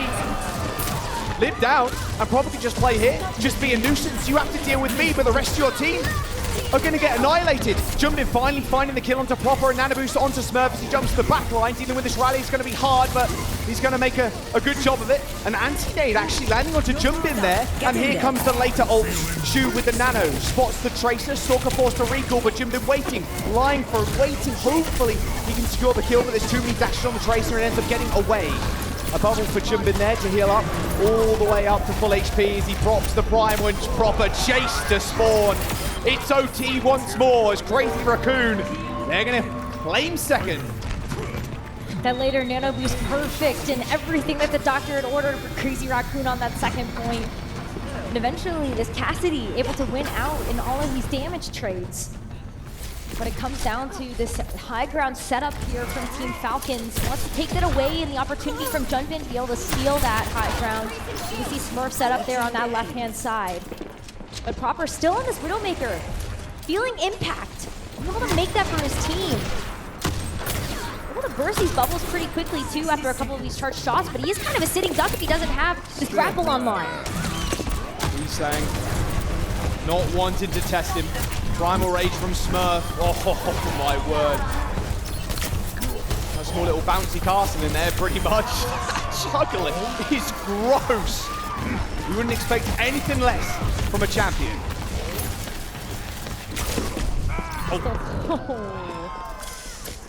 I mean, let's talk about soccer too.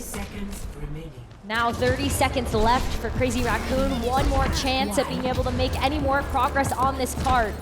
Nothing left in the tank either except for this rally, so they're gonna have to try to play close together. But Team Falcons, they're pushed so far forward right now, knowing that they have the rally of their own, and this Nano boost too if things get rough. Everybody is so scattered, and Lip can't get an angle here at all, so Bob is going to have a priority one over him, and the sight's up in 5 seconds. So many options from Team Falcons this time around. Two of the best starters to ever do it, Infielder and Shoot. They got to unleash the nanos at some point. Here comes the rally. The stick is good. The damage is there, but where's the follow-up? Mega health pack secure from Chong to keep him in the fight, but his shoe that falls. There we go. Smurf finding 2, and now they can continue. The cleanup is here. Mega health pack stolen by Stalker as well. Jumped in with a Primal Rage, but I think it might be too little too late for the angry Winston. He's stalling out time here. There's not really much to say in this fight. This Nano is good. Can he actually secure the kill? He can. Choring is back and killing Chew, but they don't touch! They don't touch. The overtime wake had been burning for so long, they forgot about it. Oh no, everything was going so right for them. With the Primal Rage stall into the Nano Boost for that extra little bit, they just forgot about the objective. So their cart push stops there. And they could have done it too. They were building up to other ultimates. They were getting more reinforcements back from spawn. They killed the Ana as well. Managed to isolate that kill, that Primal Rage. You're living for so long and then getting the Nano on top of that. Rough stuff there. Now it's up to their defense, of course. The map will end in this round. See what the defense holds for us here with the Crazy Raccoon. Lib not opting for the Widow now. Okay. Cassidy, a bit more frontline damage, like you were saying, more consistent. See if Falcons want to do the same, or maybe Proper jumps over to the Widow. I mean, honestly, the hero pool both between Stalker and Proper is immense, so we'll be too surprised to see this hit. There's a lot of agency to the attacking team. To be able to see Lip on that Cassidy may make them feel more confident being able to come out on the Widowmaker right away. You're able to counterpick just a little bit better when your spawns are this close. But it isn't going to be the Winston that they're thinking about at this very moment. Seeing the dive on the other side, going to lean into the venture even though it's going to be more difficult with this verticality. Drill dash to get up onto the high ground, but you don't want to do that at all. You want to use that to get away. Maybe isolate a kill. Drill dash straight into Burrow once more. A lot of information gained, and your presence too is sometimes enough to force a rotation. Venture tough to take down the 1v1, like we mentioned previously. But they get a chance to play together so they can play around the card, make Crazy Raccoon come to them. They still could get surrounded though, so it's going to be important for Team Falcons to play around all of these cooldowns that Crazy Raccoon have. Look at that mobility now gone for the Winston. Think about that. Think about these sleep darts as well from Shu. Maybe these nades also being off the table. Crazy Raccoon as well at juggling this payload very well. He managed to hold him there for a long time. Oh, Proper takes the Mega Health back. A recall still available from Eastlake. Doesn't need to use it. Diffs Proper in the 1v1. A rare sight to behold. But this card is still moving. Jumpin now drops down with the bubble. Oh, good. Force the recontest. Those Magnates, they're so frustrating to play against if you're the Venture. Can't use any of your mobility skills. You basically sit there and your hitbox a little bit larger than some of the other DPSs as well. So quite an easy target to hit. Especially if you're left, you're only in headshots pretty much. Shield goes down there too. It's going to be another stop in this attack push for Team Falcons. Unless they're able to make something else of this with another elimination for them. But Crazy Raccoon, they've got 5 ultimates that they're coming up to. So how are Team Falcons actually going to be able to get this done when they are missing a key member? Fielder unfortunately having used the Suzu on himself there. Chio to the rescue though, but like I mentioned before, look, the juggling to the point. Heesang's just sat here, just prepping Smurf this whole time. Easy pulse bomb as well. Speaking of which, oh, proper. Tries something cheeky on Blue Box. Shut down instantly with an nade. This comp just isn't working. The access to the backline is too difficult.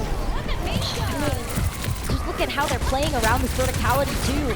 How is Stalker going to actually get on top of Chorong or Shu?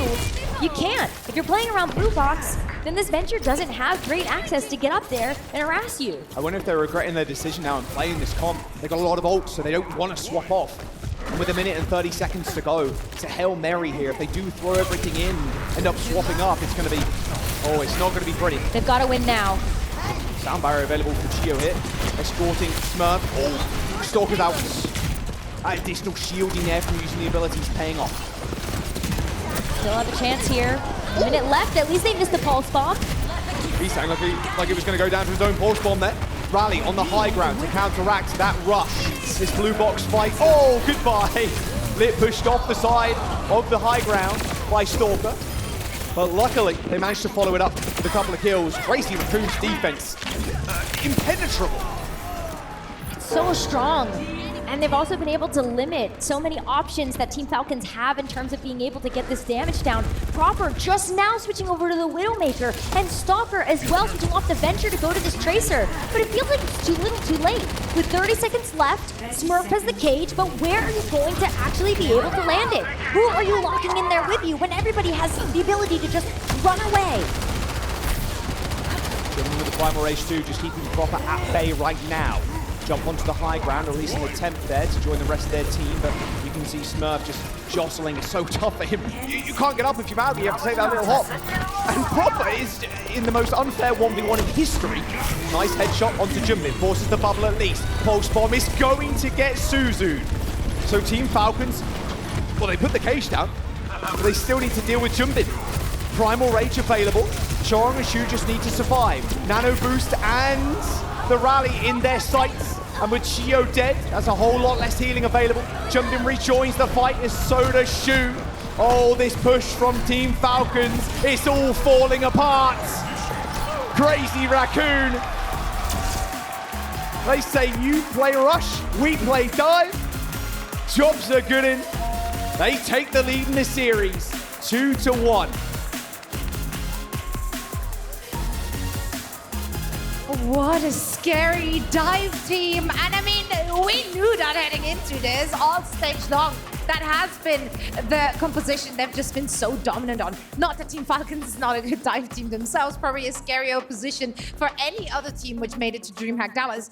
But if you're going up against the best, it's tough, man. I mean, they switched over to the Mog at the very end. I mean, for me, this is a good sign, right? I remember back when Goats was a completely dominant meta, the sign for me when I knew all hope was lost for any other strategy was Gibraltar. It was when you could have any heroes you wanted on the high ground. We don't care. We're going to just sit on the card and push it. And I saw them roll at Malga. Me and Johnny were like, uh-oh, is this going to work? But no, the Ana nading you from the high ground. A player like Shu, Lip, so uncontested, can't beat it. Yeah, and I feel like they made their bet picking that Malga pick, right? Because nothing was really had to be said like, oh, you had to play Malga on attack. Like, no way. Like, they could have totally played the dive. We actually thought that, it was incredibly respectable kind of like hold, right? And so we were thinking like, oh, I mean, they're looking fantastic right now. We're seeing Smurf have a really impactful Winston play. Stalker was just dominating all over the place. And so I thought, we pretty much had a Falcons win in our hands. I think it was a really good look for them on the defense. So I'm quite surprised to see that they picked the Malga. It was obviously like a choice that they said like, hey, we're actually going to come out. We actually believe that the Malga can't deal with the Winston. But like you said, Jake, the Ana on the high ground with the Bionades, it was a pretty dominant win there from Chris Raccoon in the end. And you are going up against the best in class, not just on dive, but also on the individual heroes they're actually playing it on. So it's scary, scary looks. Of course, Gibraltar is very conducive to be able to play that dive. Other maps might not be as accommodating for that, Jake. I mean, this is the map in the pool where you're going to put your Ana on high ground. And I mean, the Malga not contesting that, trying to just force car. We saw once Heesang was just holding down the car on Tracer, they couldn't really do anything to get him up. I mean, you're so worried, peeking out. I mean, Lip raining down headshots. Shu with the Stalker was nades. just going ham. Yeah, but honestly, I think this is a mistake. I think they should have kept playing the mirror because Stalker and Smurf together, this was disgusting. Yeah. I mean, to be honest, Crazy Raccoon barely got the point all the way to third. And for me, I would have loved to see Falcons stick with the dive and win on that style too. It would have been a huge win in the series. And I think they might be kicking themselves, but now Crazy Raccoon up 2 maps in the series. That might have been a bit of a cheese compared to what is probably going to decide the series in the Malga Mirror. So I still think Falcons have a good shot. 2 maps, I mean, you're starting to get a little worried, right? It might be off meta picks, but sometimes those pocket picks are what you need to win a championship. So far, it's been a back and forth, though. Once more, of course, the loser gets to pick the map and the map type. Obviously, they would want to avoid any other dive situations, as they clearly were not comfortable until the very end to take that mirror, even though it might have looked better for them if they would have done that. So, where are we taking this next, looking at our map set here? Well, I feel like there are a couple of options now. Well, actually, there are a couple of options, yeah. Looking at here, we have hybrid and push Literally remaining, of couple. course. There are a couple of options, yeah. But, you know, looking at the last years, of course, Falcons did win New Queen Street, for example. We saw Midtown in the previous series did not end as well, for example. So, you know, there are a couple of options here. Could see something like King's Row is very close corner, for example. And if you want to keep playing Genji and Venture, that could be a path you could go here. But given that you also won the push map the previous round, it's a question of comfortability. Where do you want to go next? I like Kings. Could consider New Queen Street because that was a victorious map the last time these teams face off. But I think Kings would be smarter here. Get rid of Midtown, get rid of Nambani, Hollywood, some of the longer range, better hit scan maps in the pool. I think Kings Row, probably decisively the worst map for hit scan, at least in the Maga Mirror, where maybe Widow can be good on first and third, but not really going to play that with the Maga. So for me, I'd love to see KR. I think that might be the best pick here. But New Queen Street, I mean, you didn't just win on this map. Exactly. The map is great here. And that's exactly what they're thinking. They want to get the momentum going again, and that's why they will be taking us to New Queen Street, a map they previously won. Can they do it again? Let's find out as we're heading into this next push map. Of course, there is stuff we can take away from it, though, because Oasis also went their way last time around, but Crazy Raccoon had an answer this time around. What should Crazy Raccoon change up on this push map? I think the key is in shutting down the Batiste from Fielder. How you do that, it's going to be difficult. I think hit scan could be tough on New Queen Street as well. I mean, as much as the long range hit scan, maybe a Sojourn, something like that, but so far we really haven't seen that come out. I think potentially Sojourn too reliant on one single cooldown to escape the dives. Venture, Genji has so far been devastating, and Lip, I don't think the Tracer's going to do it. I just don't think the damage is really there from the hero. Yeah, I think actually it's really important, something we don't really talk about, but I think it's actually really important here for Crazy Raccoons to get into the lead. Because one thing I noticed with Falcons, last time we saw New Queen Street, they're actually really comfortable holding the lead and holding down the fort. When you know that you already have the lead on push, you can sit back, you can hold angles in a way where you don't have to push the corners. And especially if you're playing a Batiste, if you can plant your Batiste on the defense, on a good sideline, on a high ground or an off angle, where it's really hard for someone like Liv to have a lot of impact on the Cassidy, that could pay dividends for Falcons. So if I'm Crazy Raccoons, I want to get into a lead early, so I force Falcons to push around some of these awkward corners with a Batiste, for example, and maybe are forcing Falcons to extend around some of those close corners, especially on New Queen Street, right, where the bot is walking. There's some pretty hard corners to navigate there. So I want Crazy Raccoons, if they want to win this map, I think they have to take an early lead. Do you think there's any chance for some, I don't know, more cheesy compositions here? Maybe a little out-of-pocket pick? I mean, push for me is such a dynamic map type. There's so much constant brawling, constant fighting. I don't think these teams should swap off Maga. I think this is going to be necessary to be able to hold down the car. One of those things we haven't talked about with Venture is how effective they are at holding the car. While Maga might not want to expose themselves, Venture could really fill that role. So let's see what micro adaptations they bring in this next map. Well, welcome to New Queen Street. Falcons' choice, like Zoe said, map they won before. However, the start of the series didn't exactly go their way either, so anybody's guess how this is going to go, but all I want to know is this going to go to the full map 7? I hope so. The audience hopes so. I can imagine everybody watching at home hopes so as well. Let's have a little look, though, what they're going to be playing. Is there going to be an off-meta? Yeah. Well, we can expect the Team Falcons are going to lean more into this Genji and this Venture. One of the reasons why we've seen a lot of teams want to pick this New Queen Street map is because of how good this Malga can be. But as we head out of the gates, Crazy Raccoon, they don't want to play the mirror. They're going to lean into this Wrecking Ball pick from Junbin alongside this Soldier from Lip. More hit stand for them. Very close. Of course, a lot of knockback resistance on the tanks, right? But still, pretty scary stuff with his 2 boots exactly. The Farah and the Ball. And the Lucio. Yeah, so 3. Yeah, they're 3 actually. Oh, CC. Oh. Proper on the wrong end of the railgun there. Same with Stalker, wrong end of a boot. Nice start from Crazy Raccoon. Inbound with cargo. Great map here for Sojourn. The Des talks a little bit about how the Cassidy might have some limitations, but with these longer sight lines, the Sojourn can play a little bit farther away. And you can see just how much impact one of these charged railgun shots can have, immediately taking Fielder out of the equation and giving so much space here for Crazy Raccoon, but Lip's gotta be careful. That's why she was there. I'm sorry. Just sliding into the front line like that. And that bot moving for 3-2. They're looking at the spawn doors right now. The Suzu from Shu just coming in there to save Lip and really making Lip sing. Can't get taken down and maybe even get this checkpoint too. He's playing ground fair right now with all of this spam. Team Falcons have already made an adjustment. They can't get there to the checkpoint though, I don't think. Stalker doesn't want to be able to deal with this. Fielder's dead already. Got killed with a grapple of all things. Swung into. Nice little damage in the sticky bombs. Oh, but he's saying 1 HP. Stalker's now 1,000,000 pieces all over the snow. Checkpoint already. We're only, what, 1 minute and 45 seconds into the game, and Crazy Raccoons have a substantial lead. And oh, what's that? Proper's dead as well. Going back to spawn, Stalker already taking another adjustment here. Doesn't want to play the Echo. Goes for the Sojourn. A little over-eager there, I think, from Isak. Maybe a little. It worked though. Already gone in the highlight package for sure. All right, Pop, now in control of Team Falcons. They're trying to just grasp at straws here, trying to find out how to control this game. Yeah, but Crazy Raccoon are okay with that. Look at how big of a lead they were able to get in just the first 2.5 minutes of this game. He's saying, with the venture, play around the minefield from Junbin as they come back. Oh, Fielder, I don't think you've got anything to say in this fight. Beautiful boot from Junbin, and a slam to boot 2. I mean, these wrecking ball changes are disgusting, and nice little boot. Chio is attempting to survive. Actually, he's like an endangered species. This whole pack line from Team Falcons, they're just getting focused out by just Junbin. I mean, what do you do against this? I don't know what you really can do if you want to try to play around this wrecking ball with a lead already, mind you. Team Falcons have struggled to figure out how they want to actually approach this. And when Fielder doesn't have Swift Step, doesn't have Suzu, can't get out of there. This gets flattened into a pancake. Kills one, sets up for the next. Kills one, sets up for the next.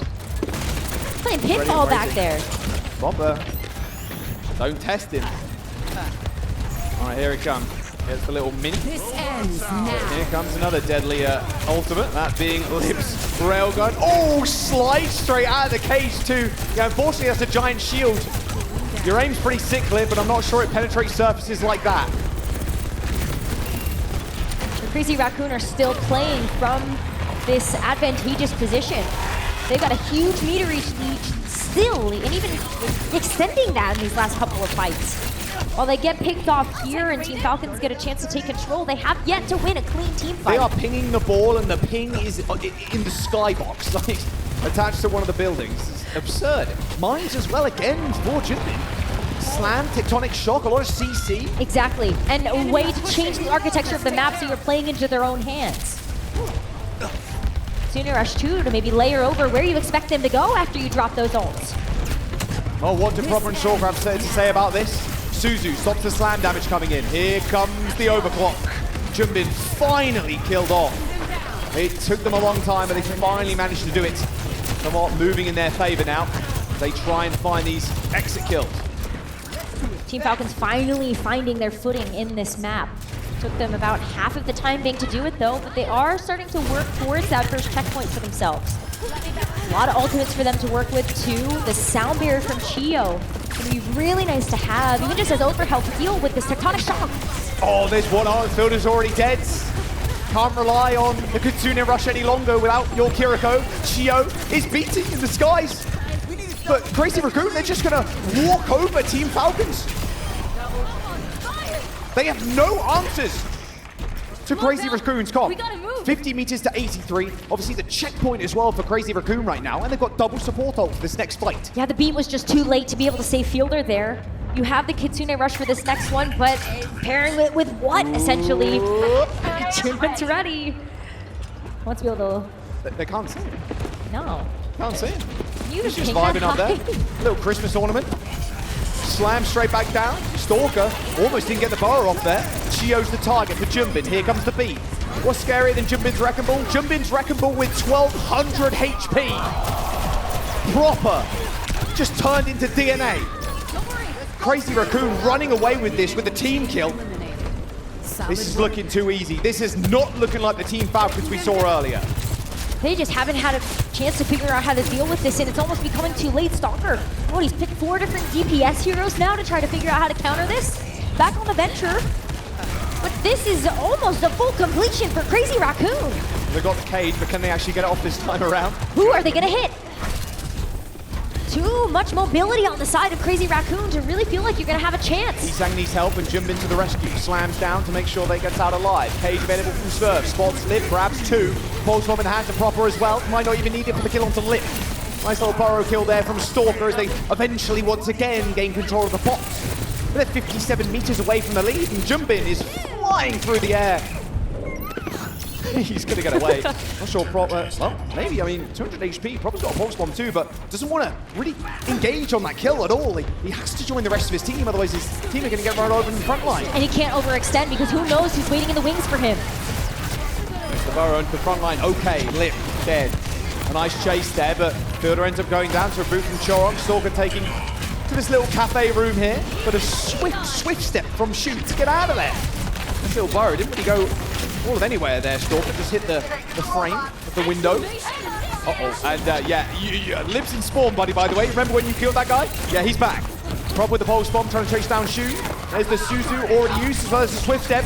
Proper with the pulse, hits the recall, doesn't want to go for it. Gets out there alive, but they've already lost Stalker. And barely too, almost walked into the drill from Hisang, waiting for him.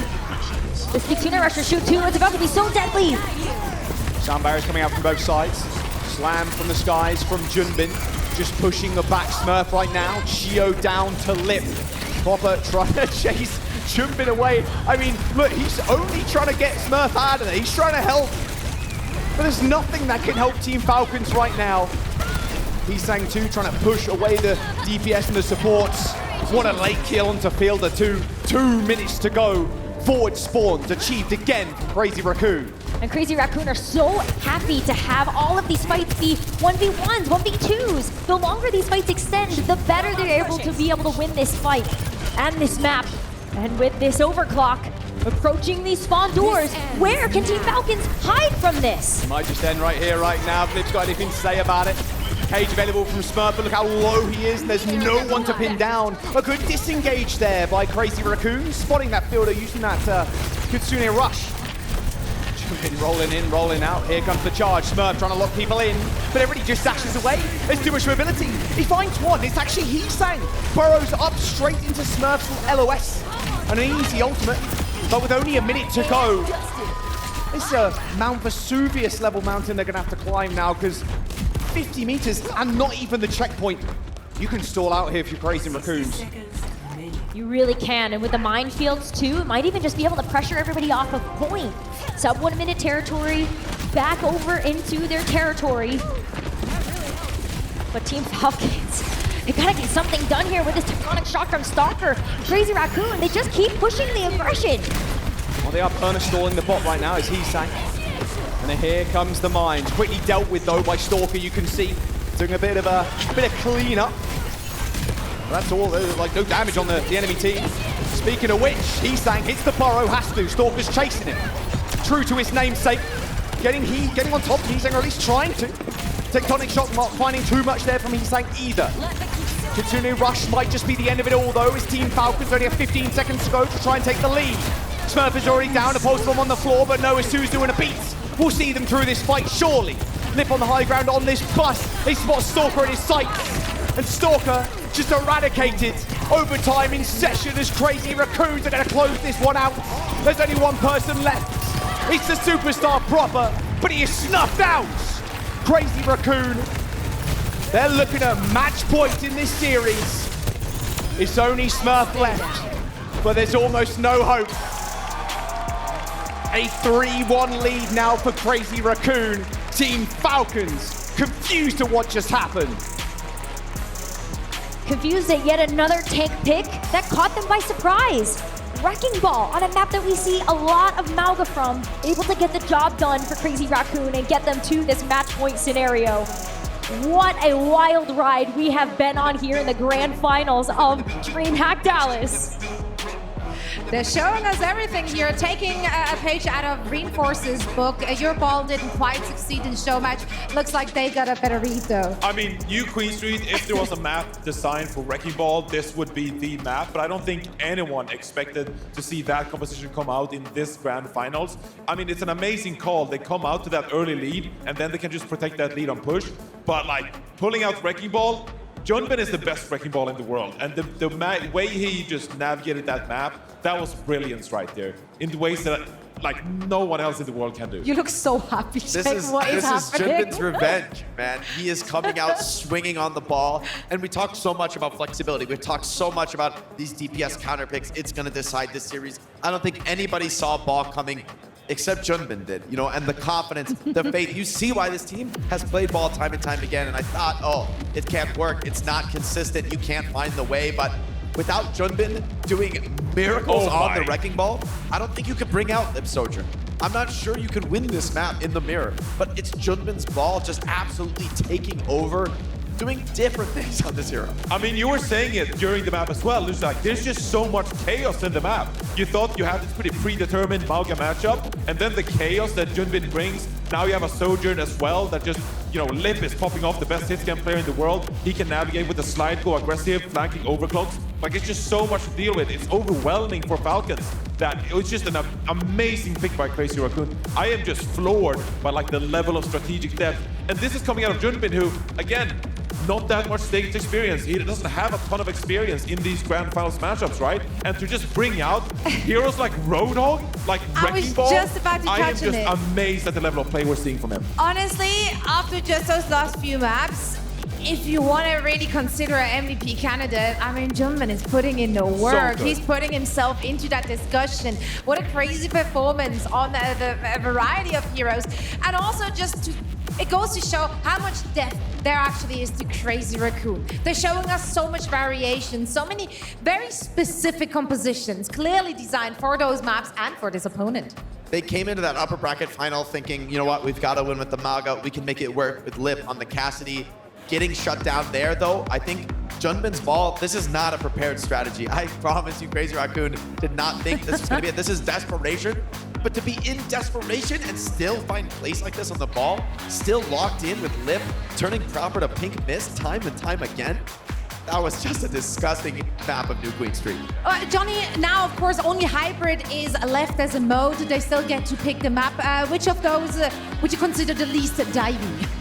The least diving. Well, we talked about it in the last game break. Actually, we both agreed that we think King's Row is the pick here. You know, Hollywood, there's a lot of high ground. For example, we see some Cassidy Far being played before. It's going to be King's Row, in fact. And I think Falcons, I think you're just desperate to play more close combat brawl, more maybe of that Genji and that Venture. You don't want to allow Crazy Raccoons to change up the game, change up the pace of the game, and play all these different styles, right? So I think it's back to Mauga, Genji, Venture. That's what you want to see from Falcons, and King's Row is the perfect map for it. I think this is a map you're not going to see the ball. I think it's very difficult to cheese the Mauga here. So if Falcons can win this map on the bread and butter, continue to play well, I think it's going to be a lot of pressure on the coaches during King's Row. You've got to find an answer for some of these off-meta ball picks. Hanbin coming in for Smurf as well, bringing a more reserved style, but coming in cold off the bench.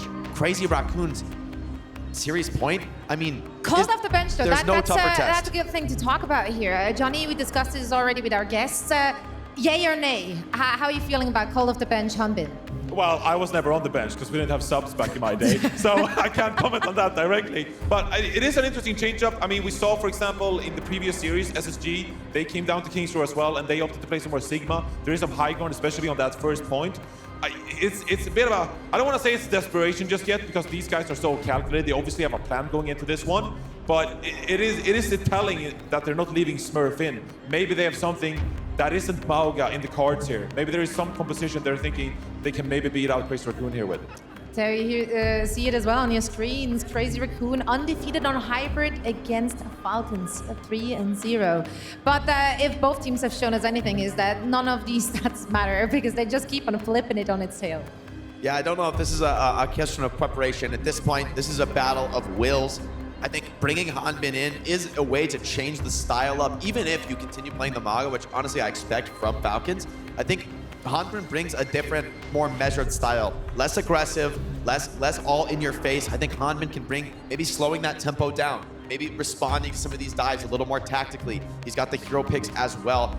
Also a ton of depth, much like Smurf. So I think this is an opportunity for Falcons to take a different approach on the series while still relying on their preparation, what's brought them this far. I think if you're just going back to the drawing board, maybe it's already over. I think you probably do need to stick with the Mauga, even with Hanbin. I mean, honestly, at this point, we've seen Roadhog, we've seen Wrecking Ball, and like if you just think back to like some of the legendary Hanbin moments of past years, you know, Hanbin, an Overwatch League champion, he's been so good on so many different tag heroes, known for picking up heroes early and having such a vast hero pool. I mean, we've seen brilliant play coming out of him on the Junker Queen, for example, the Zarya meta back when we had like Zarya Reaper metas. There's so many different tag heroes that Hanbin can play. After I've just seen Wrecking Ball and Roadhog, I'm just taking a step back because obviously I still think that if you're putting Hanbin in, there has to be some like ulterior motive besides the Mauga, and I'm just so curious to see what it could be. So am I. We have to wait a few moments more to see what they have in store for us on King's Row as we're experiencing a few tech issues on the stage. But for now, we're heading into a very quick trailer, and then afterwards, we're back with all the action. Let's go. That's right, so match point here for Crazy Raccoons. They want to remain dominant over in the Asian region. Look, at the end of the day, you lose one match, it's all good. You get that second chance. Lost to Falcons in the upper bracket. Now back in the grand finals to face off.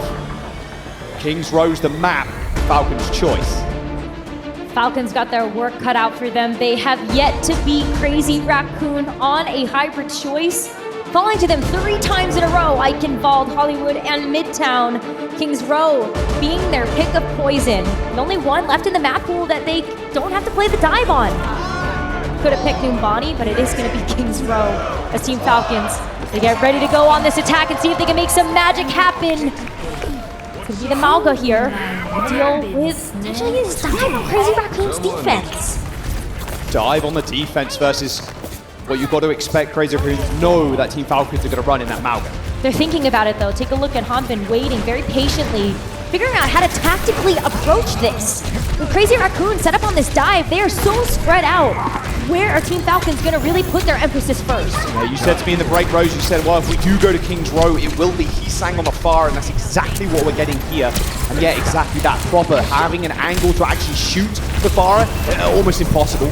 Nade landing on the front line, that's going to be the biggest hindrance here for Hanbin. Yeah, there's a Suzu, but it's so tough to get stuff done. Like, you need the Suzu to survive a lot of this damage to being thrown out by Crazy Raccoon. He's already halved. Hanbin has yet to have a full HP pool coming back out of spawn. Maybe now a brief respite will get him back up, topped up. But he's saying is still being such a menace. You're trapped in this small room right now with these fire rockets hitting you from above. Oh, well, hindered though. Nice reaction there from Hisang, just dashing away. Ends up going up to the high ground. Oh, this is where Farah is just wonderful to play. Not getting shot by Proper, that is, of course. Sorka takes down Shuable, people. It must have been a long flank for Sorka to be up here on this high ground. Hisang takes down Shio. It's been a rumble here, a royal rumble in this corner of the map. Points being capped by Team Falcons, but he's still killing people. Finally ends up falling over. But he might have done enough damage to actually make Team Falcons recall and maybe rethink about pressuring this point. We'll see if they want to go in. Jump in. Only 20% towards... Oh! 20% towards the primal, but a nice boot secures the cap for Team Falcons. Could have had it too. I mean, Shu had the nano ready and waiting for him. Didn't even need the primal rage in order to go back in and contest that point. But Chio saved the day. Opened up this payload for Team Falcons.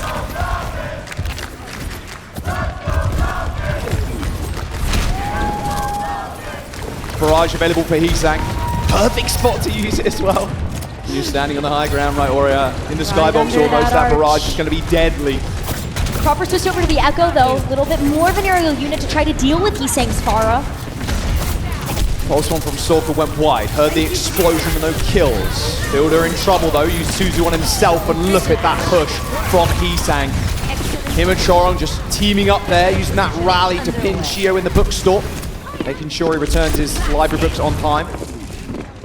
3 and a bit minutes to go now, and the hardest point of this map to really contend with if you are Falcons. Especially when you've got that card stopped where it is. Because where are Team Falcons going to actually go through to grab their payload when you've got Heesang that still has yet to let this Bear Barrage loose? Exactly, there's no cover. You have to walk out into a wave of bullets and a wave of rockets too. There goes the cage, and unfortunately, no real chance there for Chorong or Shu to kind of get in your face.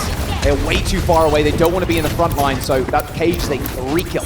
And that was a really big victory for Team Falcons to grab, because that does get this payload moving once again and out of that dangerous territory of this Heesang Pharah Barrage from being way too powerful. Still has yet to let it rip, but Proper's been able to mark it down, and that is going to limit Heesang's opportunity cost to get onto this backline. Duplication available from Proper too. Could just dupe the Pharah, maybe go for this Winston. That's the ego move. I want to see it, honestly. I'm down. Heesang in a little bit of trouble. There's the rush, forcing Heesang away. They know he's got Barrage, but what else do they know Crazy Raccoons have? Nano Boost available from Shu too, but I mean, Lip pops the OC. Just handily taking care of Proper. I mean, there's no way you're going to stand up to that. You're forced to back off now. And this, again, same situation, same problem right now that Falcons are going to have to overcome. Because Crazy Raccoon, they're just going to play up to this choke point. And Falcons are going to need to have a lot of ultimates to get past that second point as well. So not only do you have to break past this archway, which they do a good job of doing right now, but they still have to get this part over the second point, and they only have the duplicate and the pulse bomb at the moment. Give my man's Nano Boost. Give it to Heesang. Get him over the top. That barrage is going to be deadly. There it is. He's going in. Barrage, but a good time Suzu from Fielder. It was perfect. Still low damage in. Sorka dead. Those rockets are flying, but they're flying a little bit wide. Heesang now to back out. The duplication onto the Winston. A leaf in available, but look at the health pool, of course. Not as big as a normal Winston is, and you can tell right there, Proper having to recoil, shifts backwards in order to stay alive, wait for Hanbin to come back in. Was hoping that that duplicate would be enough, though, in order to pressure Crazy Raccoon back, and maybe even get them up to this double support ultimate. Stalker with the pulse bomb too. Great pick potential. Sound barrier in, as soon as they got it, they're launching in, and there you go. The pulse bomb on Shu should open things up. There's a minute and 20 seconds to go. Does Jumbin commit the Primal Rage? Taking a fair bit of damage here, but he knows he has to survive for a little bit longer than the Primal Rage and his 1,000 HP can muster. That should be the second point now. Only a minute to go, but Team Falcons, they'll take anything now. They're going to give it up. Even if Jumbin had been able to invest the Primal Rage there was not going to be any follow-up to make good use of the stall that he would be able to provide onto that cart. And now, you're in these more close quarters where Heesang just has free real estate with these rockets. Little direct. Shio, not sure how he skated over that rocket, but he managed to get away nonetheless. Barrage from Heesang. No Nano to follow up this time around, but the spam damage is too much. A direct, or even just a little extra damage, and the Lip just follows up with the Railgun. No shields available for Team Falcons mean they have way more damage they're going to be taking every single time they try to come back to that cart. Stalker, though, making the big change up. Going to go over to the Venture, a little bit more initiation capability alongside this Malga. And they got a couple of ultimates to spare here, too. Quite like it, but look at the ultimates coming from Crazy Raccoon. They got 5 of them. Definitely the advantage. And Proper's already dead. A good kill from Lip, just ends his life, and with a minute and 30 seconds to go, Team Falcons, they're on the back foot. A double anti-nade on the back line as Fielder and Shu have to pull back and just wait. Crazy Raccoon have been so patient with these ultimates too. Would not surprise me if they didn't throw all 5 of these at this next fight, giving them more legs to stand on as this clock starts to wind down. Cage and an insta-kill on Jumbin. Now they might have to. That's exactly what you needed, and exactly how they won that fight previous. Just focusing Jumbin out. Still nade onto Hanbin, but it's not going to mean all too much. 1 minute to go. Crazy Raccoon still have 5 ultimates in their bank, and they were able to get such a big one out of that cage. OC popped from Lib. He's hunting for targets, but the duplication from Proper is going to be a little bit of a hindrance. Soundbar from Chio too. They're throwing everything in here, but Choron unable to stay alive. A duplication Primal Rage into the spawn. He pushes Lib all the way back. He's going to heal all the way up, but now there's no damage on the point for Crazy Raccoon.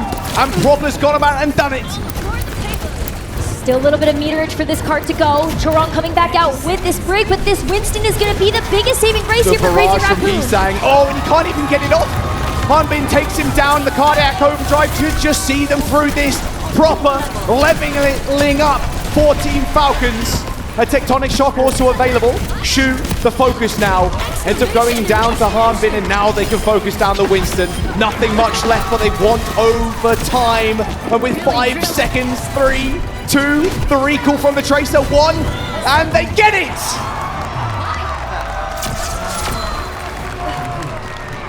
Plenty of stall to get the overtime. They're going to be so happy about that one. But here's the next step in that journey, is completing the map with over a minute to spare, so that they are the only ones that get another attack push. Proper, the very end there, went absolutely nuclear on the Echo. The duplication, the Primal, getting it very quickly, just forcing Lip into the spawn. And then as soon as that happened, Shu's just on his lonesome, near the payload. Not much you can do in the Ana in that situation. I mean, you're looking at Sleep and Nade and the Malby, you have to deal with the Duke Winston too. Like, that ain't happening. But then Stalker on the Venture, showing everybody the capability, the power that hero pick can have in some of those final moments. The tectonic shock underneath the cart to push everybody away, finish up those picks, get that stall that you really want to have. So good on Crazy Raccoon to make sure that that was going to be an overtime completion. But as Team Falcons get ready for the defense, they want to lean a little bit more into this Malka comp that Crazy Raccoon don't want to match them on. Maybe they'll think about it again as they start to see these gates open. I think maybe this was their grand answer, something they were cooking up in the lab for a long time and only just showing up now. 4, 3, 2, 1. Match point for Crazy Raccoon. And a very clear win condition. Just finish with more than a minute to get that free attack. And that trophy is yours. See, he's saying, think about the Pharah, get a couple of rockets down, but eventually it leans on this Echo coming out of this spawn. See how powerful those duplicates were in that previous round, so something else that he's saying can use at his own disposal. But Team Falcons, they've got to play on this point. All right, and the sidelines of Shu with all of these anti-nades. Hanbin and Proper have to back up. They almost managed to get Stalker there. They forced the recall. Very good response from Jumpin. They take high ground and they try and force and corral them onto the point, and then exactly what you were saying a second ago, that anti onto the back line. Proper receiving a little bit of first aid there from Fielder. So hard for Proper to do much, because now he has to worry about the people behind him. Another good anti-nade, and Lip, double blink, melee.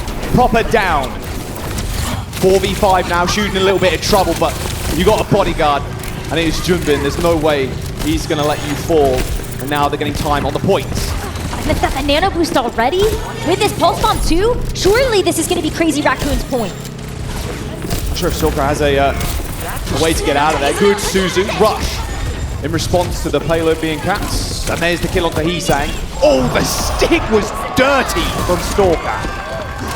Not giving Shu a chance to use this nano and giving Team Falcons the opening they need in order to keep this defense alive on this point. So no steamroll just yet for Crazy Raccoon as they have to go back to spawn, but they still have that nano, the duplicate on top of that. Lip with a pulse bomb of his own, maybe able to grab somebody in the back. Chio's very close to the sound barrier though, which could be a huge answer for Crazy Raccoon's next attack push. Pop taking a whole heap of hurt there. Ends up backing off. Fielder once again to the rescue. Duplication, pulse bomb available. Proper in the sights of Liv. Sound barrier comes through. Hits 5. Primal Rage available from Jumbin, but he's got the nano, so he's looking for someone to actually kill. Fielder chased down. Heesang copying the Sojourn of all things. Not sure Stalker's going to get out of this one alive. Same could be said for Hanbin. Ends up slamming on the points, and there it is. A free overclock, but he didn't even need it. That's going to be the point unlocked, and yet another checkpoint closer to Crazy Raccoon's victory.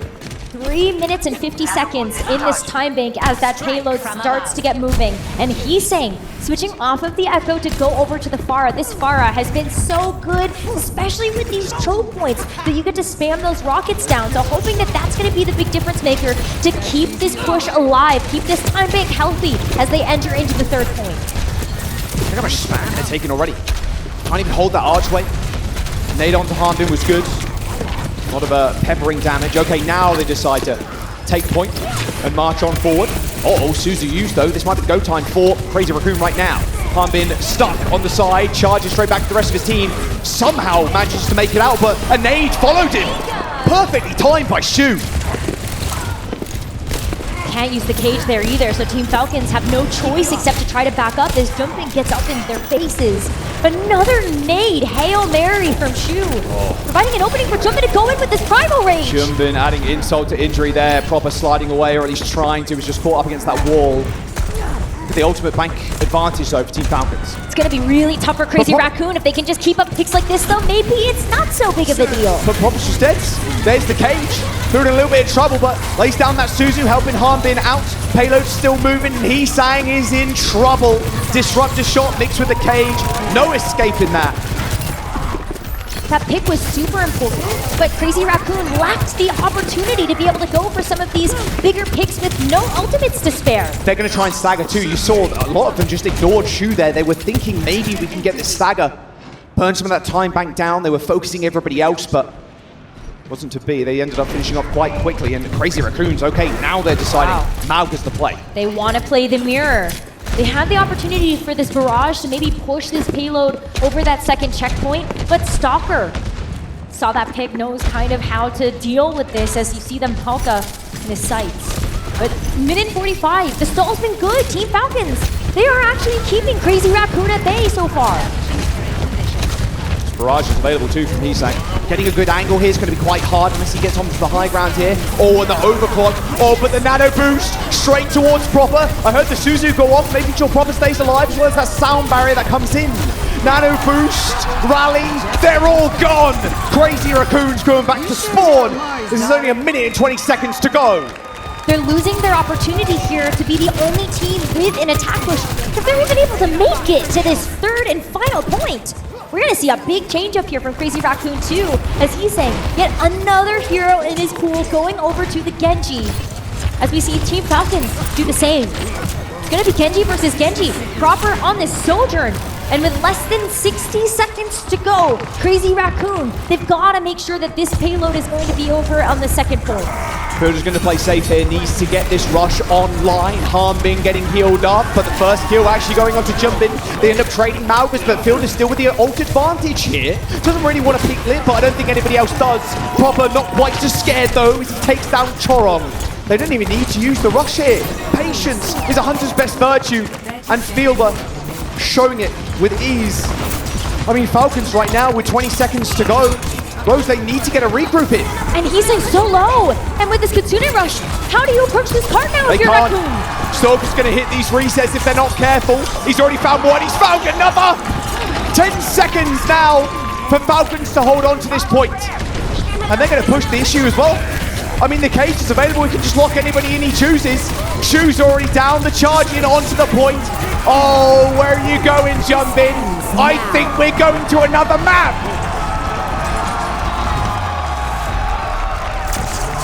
Team Falcons, they've done it.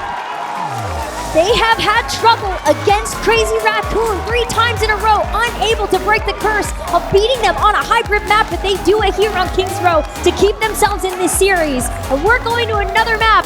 Jaws, this is the first of 4. This is the grand finals we've got in our hands.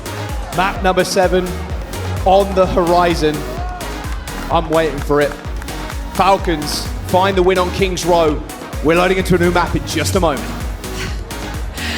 But they really are taking us the distance. 3-2 to score. A grand finals curse broken. I couldn't be more grateful. It's exciting. This I don't is know a who's going to come banger. out on This top. is a banger, Jake. I mean, it could go all the way. Really, the way these teams are playing so close. You know, I think Hanbin coming in cold off the bench. He's been watching all day, and yet he shows up at the darkest hour for his team, makes this hold on Kings Row. Strategically, this is a great map for Falcons, and I think this gave Hanbin a chance to get into the series.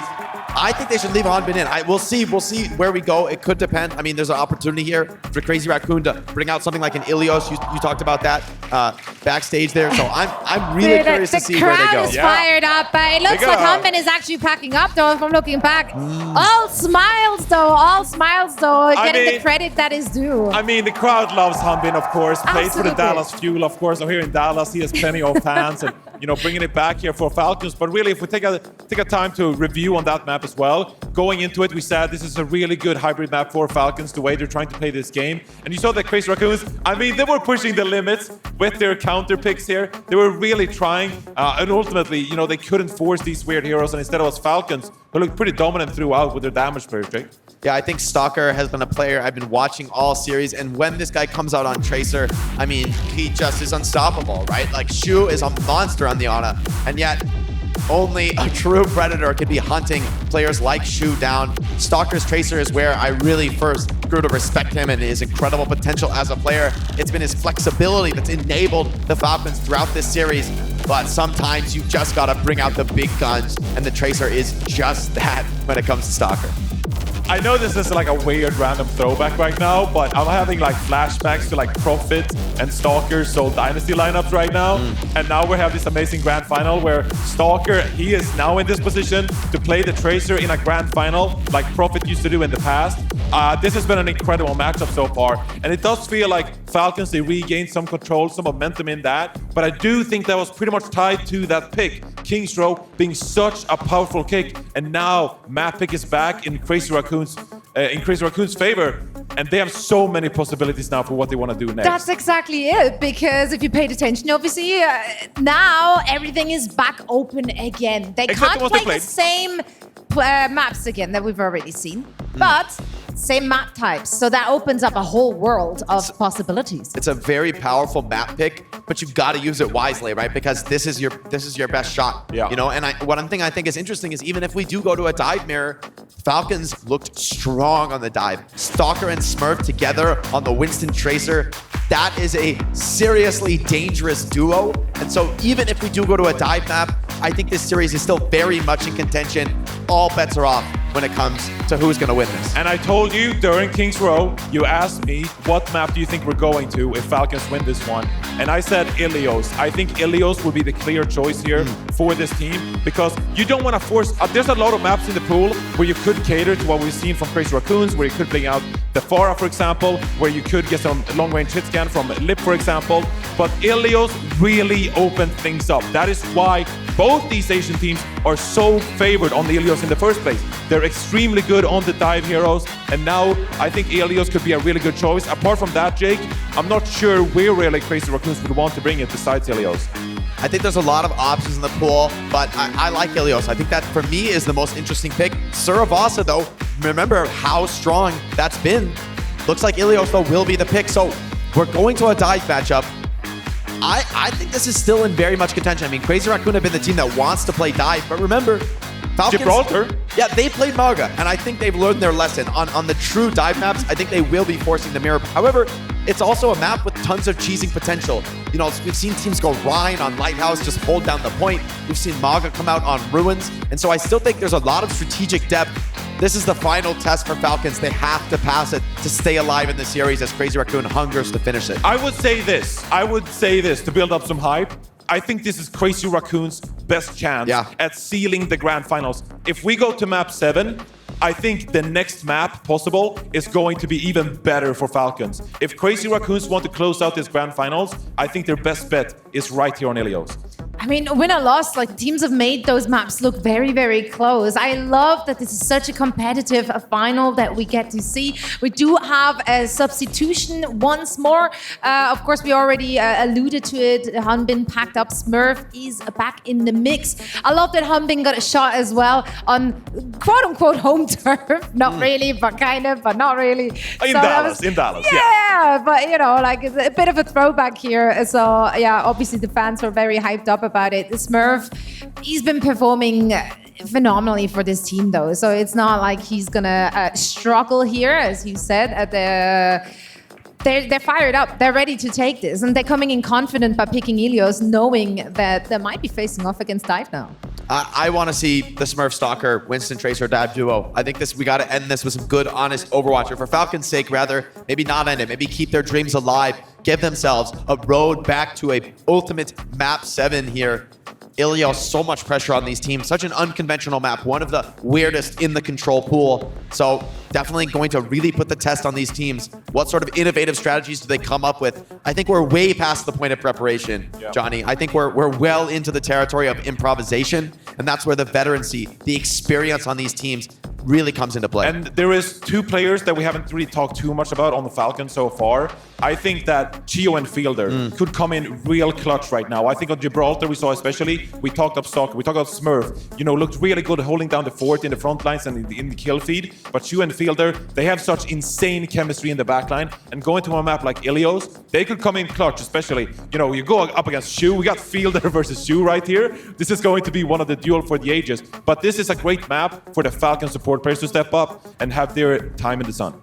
What do you want to see them? How do you want to see the backline approaching this matchup? Well, it's going to be really interesting, Jake, because, I mean, we did see Falcons commit to the Mauga, even on a map like Gibraltar, for example. And, I mean, especially on, like, Ruins, for example, that could be something where you try to force it. I might think we might see Lip even try to go Widowmaker on Ruins because you have those long sightlines, and it's something that Lip does so extremely well. So we'll see how that matchup fares. You can play the close corners, for example.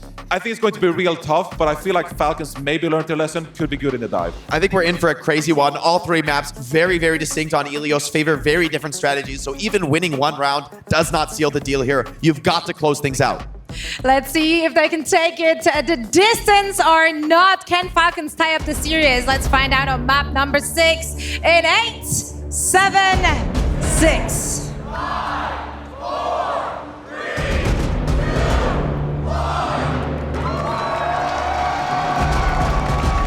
Match point still here for Crazy Raccoons.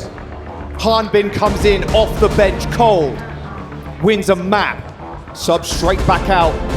The team reinvigorated. Need to find the next 2 maps back to back to claim the trophy. This is a team that you should expect to have the resilience and the grit to be able to get that job done. Smurf, Fielder, Chio, no secret and no strangers to being in these grand finals positions before, to know what it takes to win such a slobber knocker of a fight. But we've got some honest Overwatch on our hands, Jaws. It's Dive. It's Dive, and it's a complete mirror, pure skill matchup here. No variations in the comps. Best Anas in the world. Some of the best DPS to do it too. He sang with a good first blood on the Stalker. Can't let up just yet, because it's all about these backlines. Fielder landing a cracker of a nade there, just lobbing straight over the top, and the follow-up from Smurf is just exceptional. Ooh. Speaking of nades, there's another one. My goodness, Team Falcons, they really want to take this to a map number 7. And they're well on their way to be able to do just that.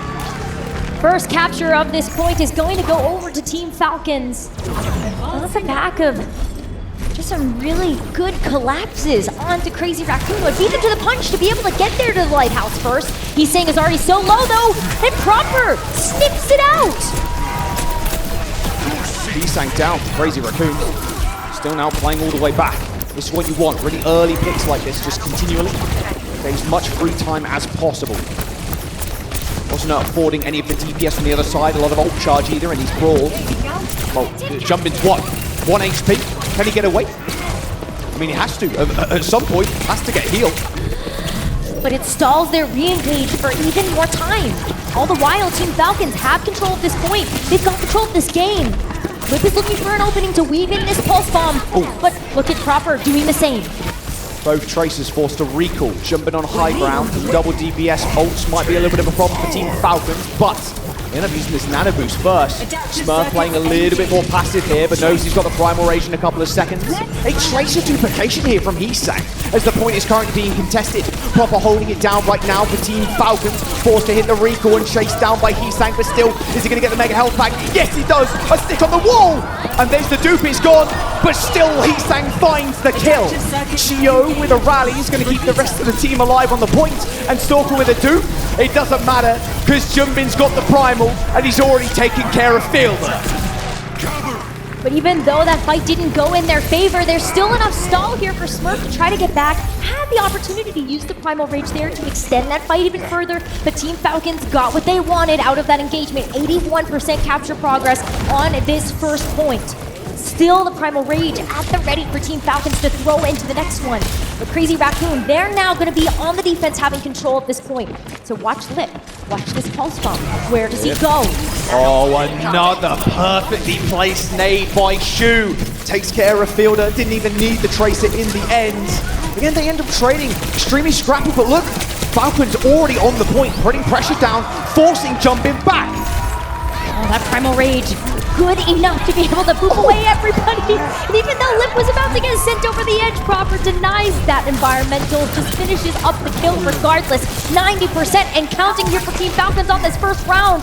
With Proper working up to a pulse bomb, this end might be in sight.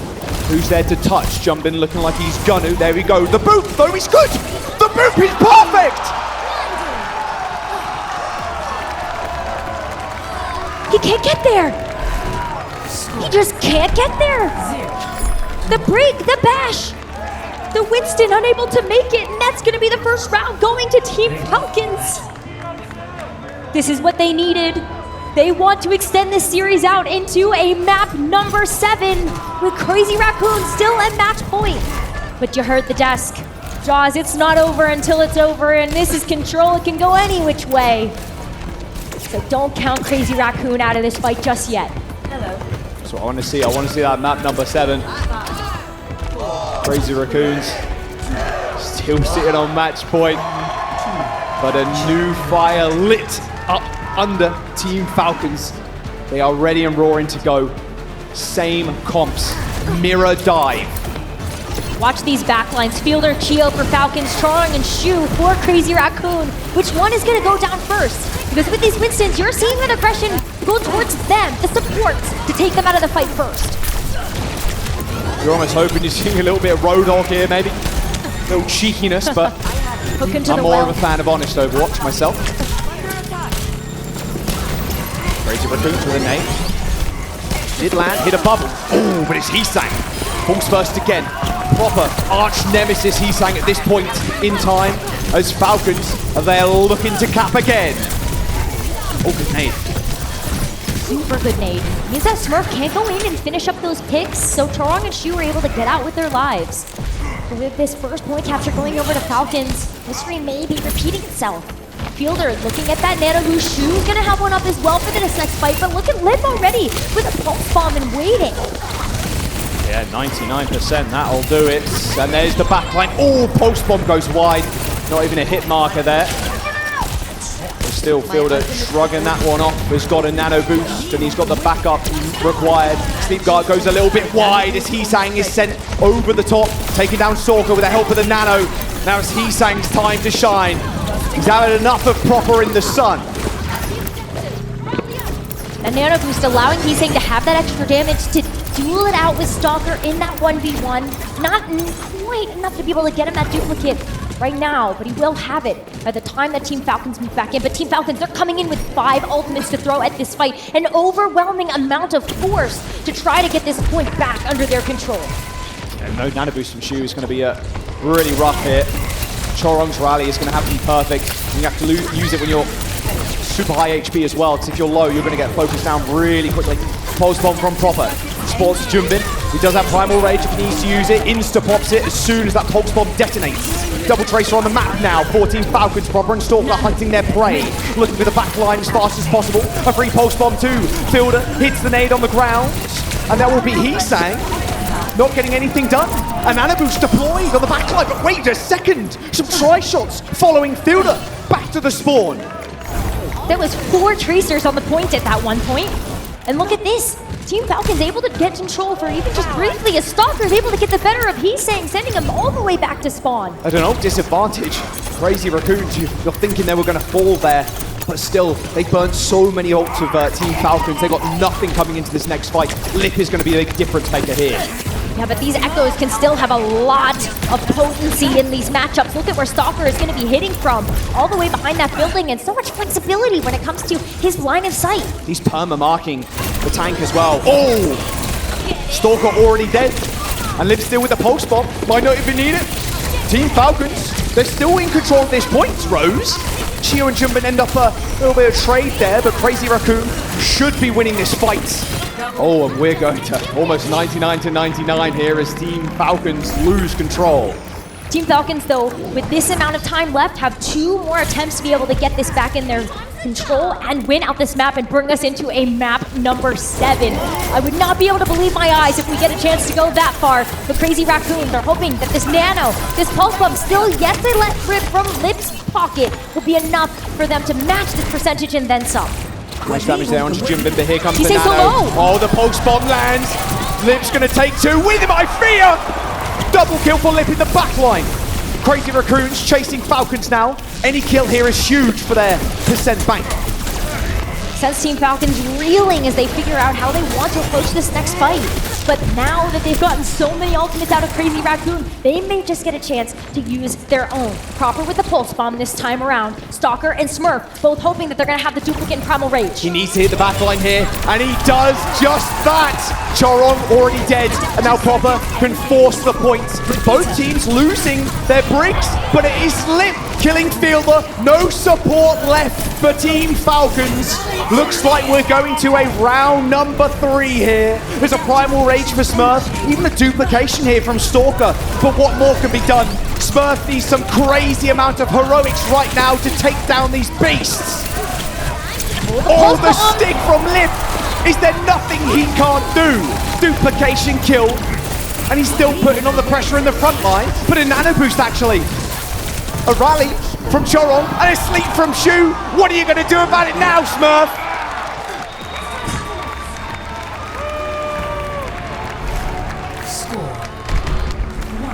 Third round in Ilios. Maybe deciding it all. Crazy Raccoon still on that match point. And Team Falcons fighting to keep themselves alive in this grand finals. We head over to Ruins, and Jaws, this is where things probably get the wackiest out of all of our points on Ilios. Dive so good for both of these teams on well as Lighthouse, but Ruins, do we get to see some snipers? Do we get to see this wrecking ball?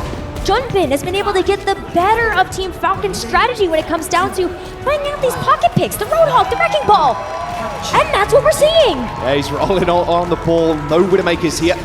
Proper on the cast. Little Farah play here from Stalker. Oh, changed his mind as soon as he saw the comp. Don't blame him either. Just jumping there to get an LOS of the Ana. Shu can play so far back as well, by the way. He's up on the Ruins right now where Jumping Moss was, just on the other side of things. And his LOS there is just superb. Able to grab the Mega, though, to make himself a little bit more healthy for the second re-engage. They're being hounded down by Stalker here, you can see. He wants him there. Point unlocked, Team Falcons are capping right now. Crazy Raccoons need to stall this one out, at least for a little bit. No, is Falcons again capping first. Look at Jimbin go. And the team looking for somebody to flatten. Oh, Proper. Moved into the enemy team, but that's exactly where he wanted to be. Shu's going to just die on the point there as Team Falcons handily now kind of dealing with this ball, which they were unable to do so on New Queen Street. So much easier right now when you've got this Cassidy playing a little bit closer to that ball as well.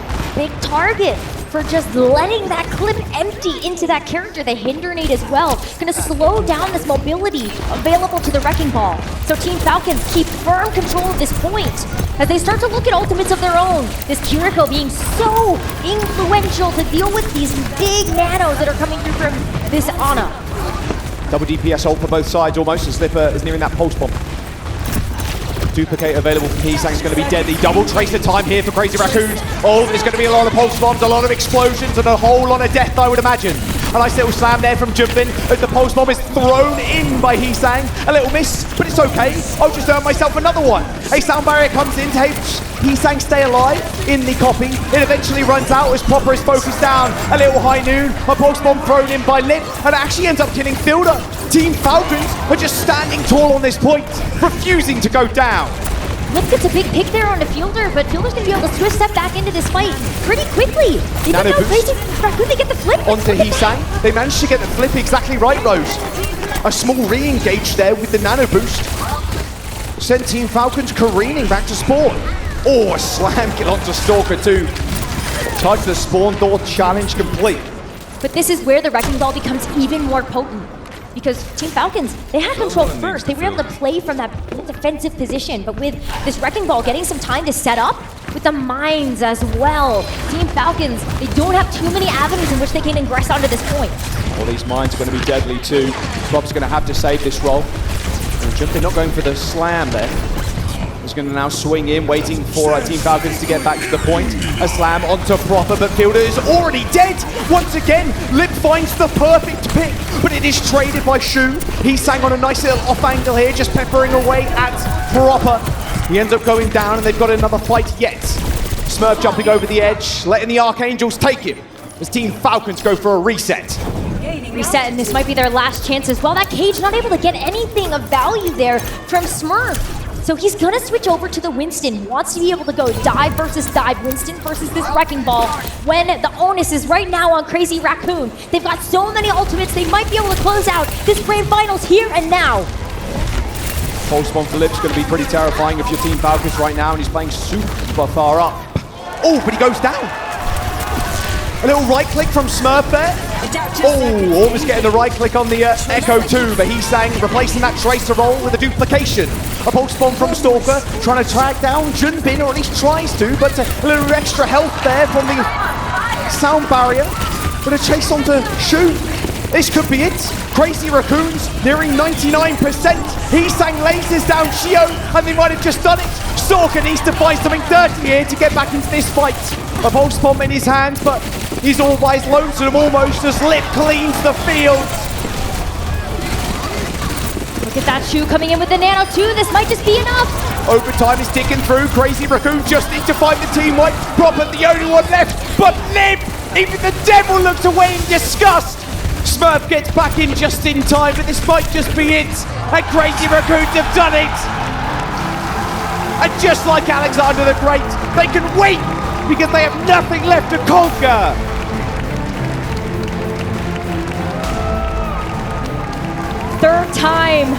Third time's the charm. Crazy Raccoon able to get it done.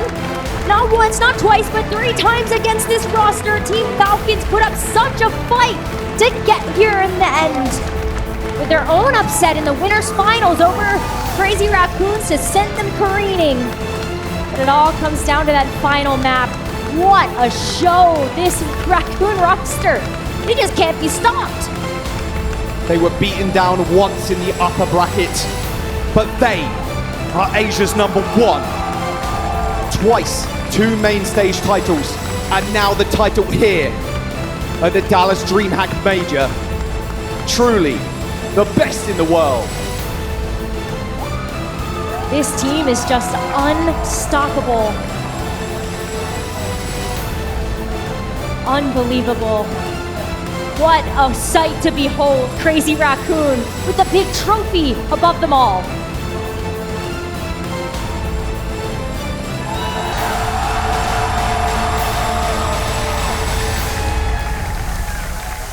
Just a star-studded lineup. Lip, 8-9 gaming warlord, taking Falcons there to the cleaners at the very end. so many individual picks, so many individual plays from everybody on the lineup. It's hard to really pick a player of the match here because Crazy Raccoons, I mean, literally anybody could have shown up big there. I mean, Lib on the Tracer, I mean, the Wrecking Ball, everything thrown at Team Falcons, and they just didn't know how to handle it. Well, it was a team effort. It was just a team effort at the end of the day, even though we have these individual performances that we can highlight and pinpoint as the reason where Crazy Raccoon were able to get it done. They still had to work together at the end of the day. Whether it was the dive, whether it was the Mauga, they stand tall above the rest. And with so many amazing just surprise picks coming out of the pocket of Junbin, maybe that's the player that I look at right now. Well, I think we're going to have a word with everybody down on Danny on the stage with the winning team. Danny, take it away. Justin Neckler, thank you so much. DreamHack Dallas, give it up for your OWCS major champions, Crazy Raccoon. All right. I'm gonna start with you, Shu. I mean, you guys had a long day. It was back-to-back matches. You guys started day off with a loss, but you guys pulled through, and now you guys are the champions. How are you feeling? 자, 일단 우승 너무나 축하드립니다. 오늘 굉장히 긴 하루였어요. 이제 뭐 첫 번째 패배로 시작을 해서 경기를 3개나 뛰시고 또 뒤에서 말씀하신 것처럼 굉장히 힘든 하루였지만 또 끝까지 열심히 해서 우승을 한 것 같습니다. 지금 소감 한 말씀 부탁드릴게요. 일단 오늘 되게 힘든 하루긴 했거든요. 왜냐면 저 오늘 스타벅스 초콜릿 크로와상 하나 먹고 지금 이렇게까지 하고 있는데 지금 토도 나올 것 같고, 솔직히 상대 8군이 준비를 너무 잘해와가지고 처음에 좀 당황을 많이 했는데 이제 저희끼리 이야기를 잘 해가지고 결국엔 저희가 승리를 가져간 것 같습니다. I mean, it definitely was a very hard day. I literally only had one chocolate croissant in the morning. I really don't feel good, but it was definitely a hard match, fought battle because the other team, Team Falcons, definitely prepared well, but we actually communicated a lot, and that's how we pulled through and got the win. Everybody, give it up for Shu one more time. Junbin, you are a fantastic player. You were absolutely amazing today. Do you have anything you want to say to your fans who are watching you right now? 자, 준빈 선수 오늘 너무나도 굉장한 모습, 굉장한 퍼포먼스 너무나도 감사드리면서 어떻게 지금 보고 계신 팬분들에게 한 말씀 부탁드릴게요. 일단 오늘 상대방이 너무 잘해서 진짜 위험한 하루였는데 결국에 우승해서 너무 좋아요. 감사합니다.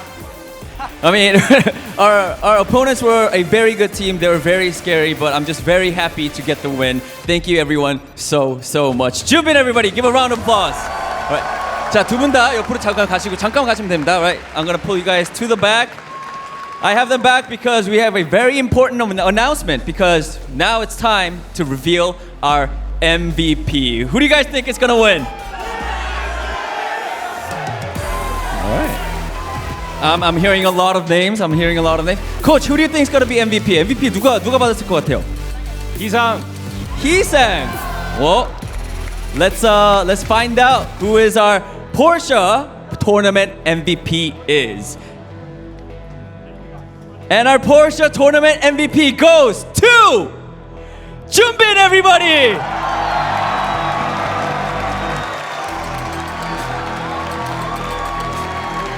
Junbin!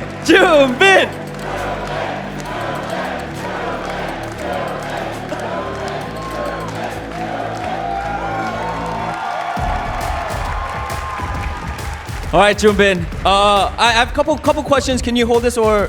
네, 알겠습니다. 감사합니다. 자, okay. I mean, you're the MVP. Did you expect this? Did you expect to be MVP? 자, MVP까지 받으면서 오늘 굉장히 좋은 하루네요. 어떻게 지금 소감 말씀? 너무 좋아요. He says he feels really good. Yeah. All right. All right. Coach is saying he should get the car as a prize. I'm sorry, we can't. Maybe next year. But we do have a special gift for our MVP. Junbin, here is your MVP. This is Porsche Garmin X Epix 2. It's a very expensive watch. This is your gift. Everybody, round of applause for Junbin. 굉장히 고가의 시계입니다. 아쉽게도 뭐 차는 아니지만은 그래도 잘 받고요. 네. What are you gonna be using this watch, or are you gonna give it to your parents? What are you gonna do with the watch? 자, 이 시계 받으셨는데 뭐 어떻게 하실 건가요? 이거를 뭐 차실 건가요? 아니면은 부모님한테 드릴 건가요? 제가 사겠습니다. Junbin says that he's gonna be wearing the watch. All right, Junbin, thank you so much. Everybody, one last time, give it up for your champions, Crazy Raccoons. Thank you guys so much. Back to you, Zoe. Thank you so much, Danny. Huge congratulations to Crazy Raccoon. What a performance. Playing 3 matches in a row, coming into the grand final with an advantage for that first map. And yet they take it the distance, the tenacity, the mental fortitude it takes, and of course the talent to make this one happen, Jake, unmatched. Such a challenging matchup. I think everybody at home knows how difficult it is to play tank into Mauga, but Junbin made it look easy, masterful on the ball. Absolutely ridiculous on the Roadhog with the flexibility, the durability to endure an incredibly challenging day. So well deserved in my eyes. I mean, what an incredible lengthy performance through 3 series to play at this incredibly high level, to come in here in this grand final to play all these different heroes, the Roadhog, the Wrecking Ball. I mean, this was instrumental for this team because this was a Crazy Raccoon team that couldn't face Falcons in this Mauga mirror. They had to find the alternate solutions. They had to play around the very well-respected Falcons lineup, and they did it in such an extremely incredible fashion. Junbin, what an amazing performer here, earning himself the Porsche Tournament MVP. It couldn't have been anyone else, really. He sang, honestly, everyone deserves props on the team, of course, because it was just an incredibly well-fought series here. But wow, Crazy Raccoon, so many storylines here. Liv as well. I mean, now Liv is seriously in the GOAT conversation, of course. That's one of the best of all time. What an incredible series, what an incredible finals here at the very first OWCS major. Yeah, and of course, with an APEC team coming out on top, that also now secures a spot for the Thai team, DAF, at the EWC, which is, of course, congratulations are in orders there. We can't wait to see them in action at the Esports World Cup. Make sure to tune in for all that action. What a day it's been. Any last thoughts here, Johnny? Any final things you want to send people on the way with? I mean, this Overwatch event, the magic is still there here in this ninth year of Overwatch Esports. What an amazing weekend of Overwatch. I couldn't be any happier.